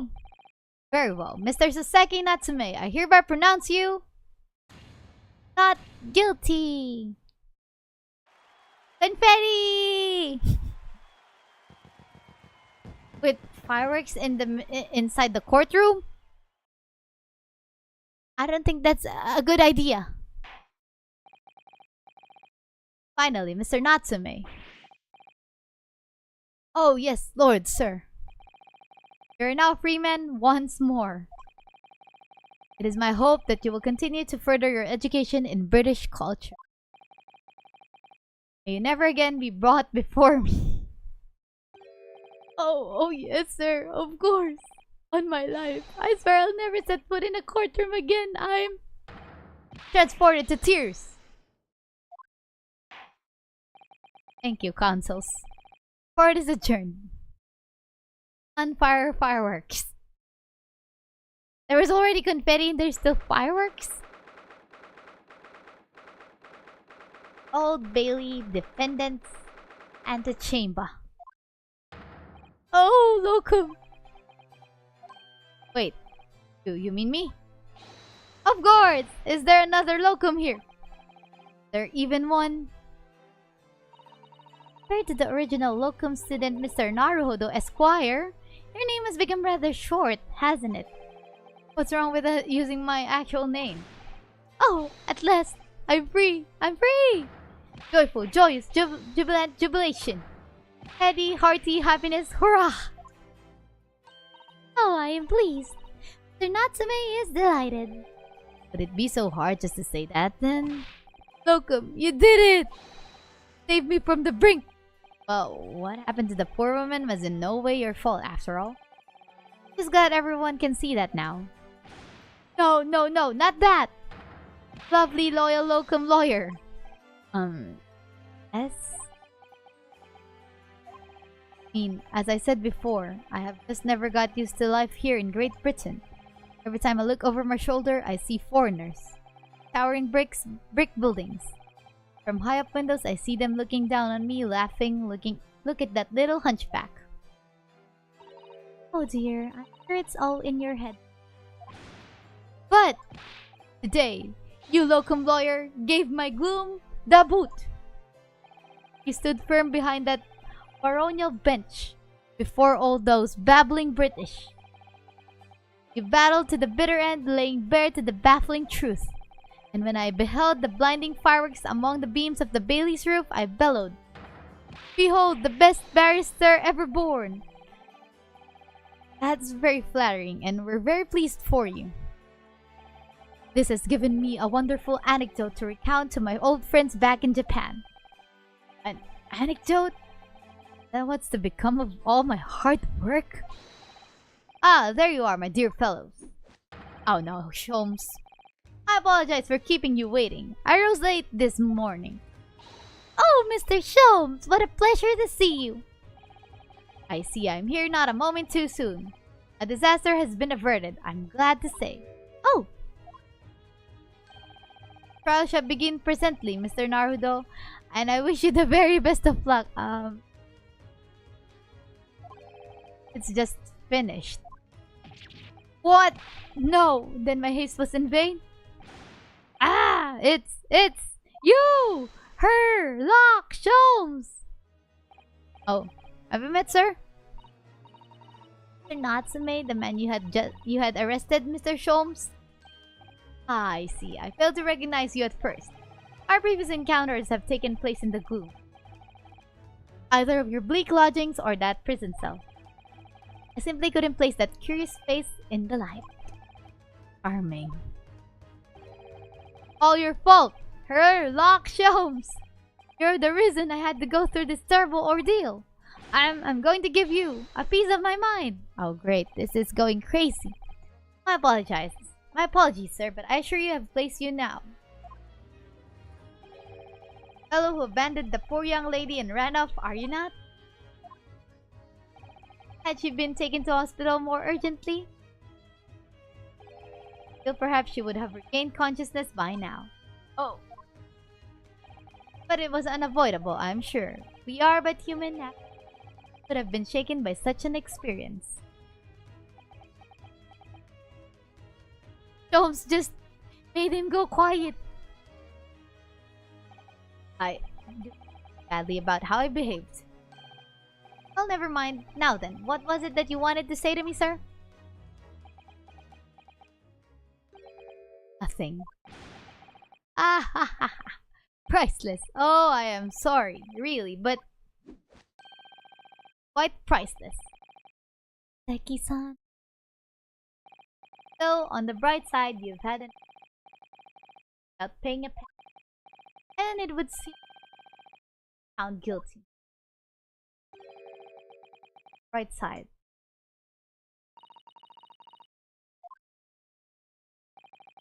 After this, I'm so cursed by the spirits and now by the Reaper. It's gone cuckoo. Fancy. Haven't forgotten, you know, when facing that man in court. Found not guilty, you're still doomed. It will all be right. Mr. Natsume? The Reaper appears trying to make trouble. I will protect you. Hiya! Perfectly executed Susato takedown. Why are we always the one who in the receiving end of that Susato takedown? I like being turned on my head. A bit of warning might be nice next time, Miss Susato. Poor Naruhodo. Natsume, what do you intend to do now? About recounting your experiences to your friends back in Japan.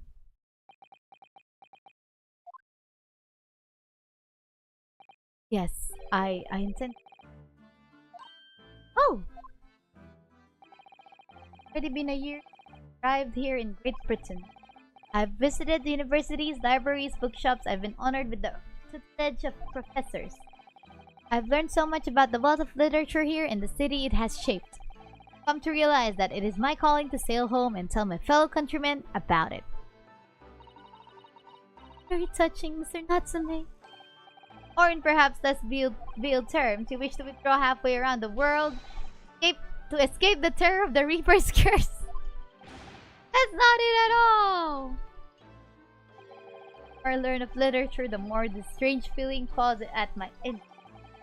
I feel compelled to return to my roots and attempt to pen a work of my own.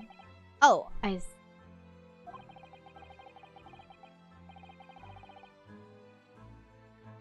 Work of literature by Soseki-san. Interesting read. About Mrs. Sato and yourself, Mr. Naruhodo? Sorry, what about us? Ran alongside your mustached compatriots? Why would we? It has not yet passed since we arrived in London. Only now does it feel as though we have finally found our feet. You are accommodated in a hotel at present, are you not? That's right, but we need to find lodgings before it bankrupts us. Calculated we can only afford another 10 nights before our entire budget is exhausted. Well then, take my lodgings. Oh, less room. But what it lacks in windows more than makes up for with a floor and a ceiling and of course, I'd be happy to leave behind the accursed evil spirit. Oh my, an evil spirit! Oh yes, it tries to suffocate you while you sleep. It's an infallible... Infallible... We'll think about it, if that's alright. Perhaps I can offer a more welcome alternative. You're taking lodgings with me. Really? So it is up to in the attic, I might add. Rich loft. Spoke with the landlady this matter of price, and Iris is cleaning the room as we speak. Come at once, I pursued luggage to speak. Oh, this is simply wonderful. What an honor to be invited to the lodgings in Great Detective's office's attic. Overcome for words. Elsewhere is out then. Settled. Iris will prepare a welcome dinner. Must come too, Mr. Natsume. I don't know what to say, but thank you, and yes. Wonderful! Then I'll go and complete the paperwork for your formal release, Mr. Natsume. It shan't take long. He's happy. Welcome. I knew that. Delighted to have met you here in London. Wise Mr. Natsume, it's been a privilege meeting you. It's a shame that we're going to have to say goodbye so soon. Hello there, Sonic. Koseki looks like Edgar Allan Poe. Well, I've come to realize that I belong in Japan. But Locum, we'll meet again one day. Yes, I'm sure. And hopefully by then, I'll be a successful lawyer. Hopefully by then, I'll be a successful author. Well, my dear fellow, carriage appears to arrive. Shall we go, Mr. Naruhodo? Yes. I have little doubt Mr. Natsume will be time for dinner. With Soseki-san's innocence successfully established, we rode with Mr. what was to become our new home. 21B, Baker Street.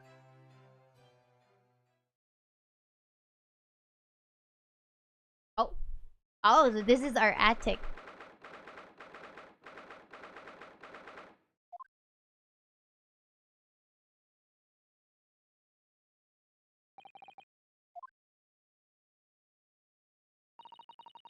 Our new home, our new office.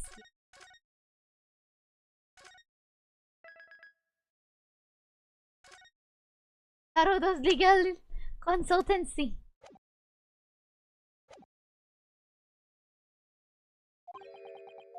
Office, I rather like the sound of that. Too, it's simply wonderful, isn't it?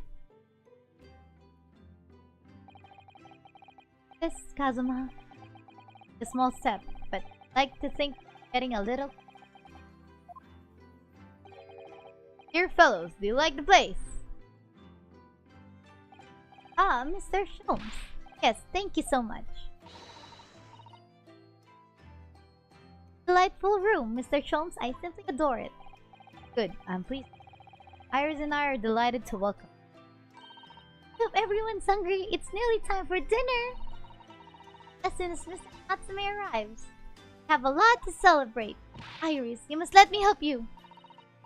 Right then, Susie. You can be in charge of the salad. Splendid!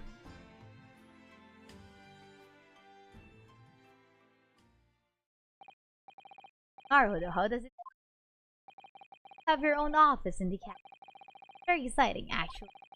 I can't help wondering what adventure. Those were precisely my sentiments when I first established my office at this premises.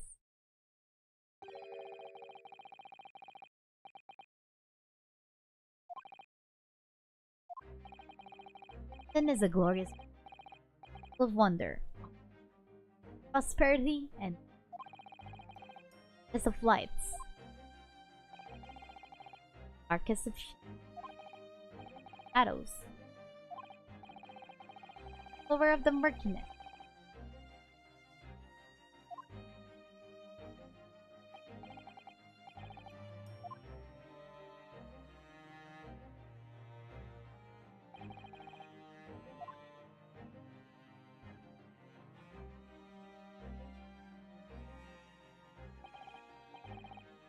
Of course, at that time, no idea of the significance of those words.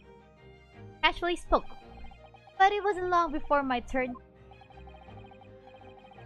The true depths of the murk that lay behind it.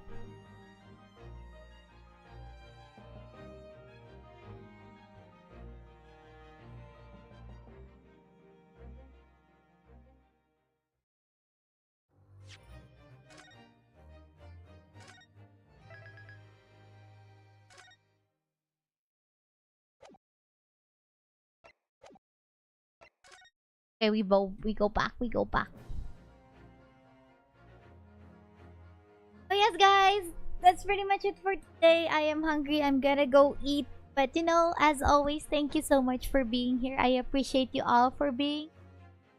And don't forget to always take care of yourselves. Thank you so much for all the support. Thank you, Bluebird, for the thingies. And to everybody else, for all the support that you guys have given. Brain is not burning, it's hungry. And you know, as always, guys, I just wanted to say good luck with whatever you have for the rest of your day, whether that's school, work, or some chores or some stuff you gotta do. But good luck. They just started, but if you're about to go sleep, then I hope you have a wonderful rest. So you have enough energy to start your day tomorrow. But yeah, that's pretty much it for now. Food, yes, food. Feeling better.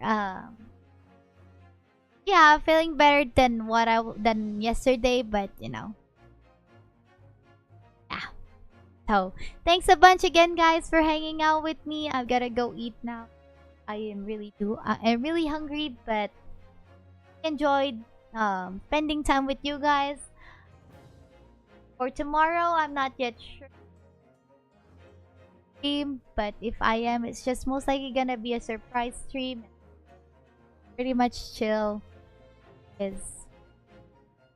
Just want our weekends to be pretty chill. But yeah, that's pretty much it for now. Thanks a bunch, guys, for being here. I'll see you guys on our next stream. So, bye-bye, everyone. Bye.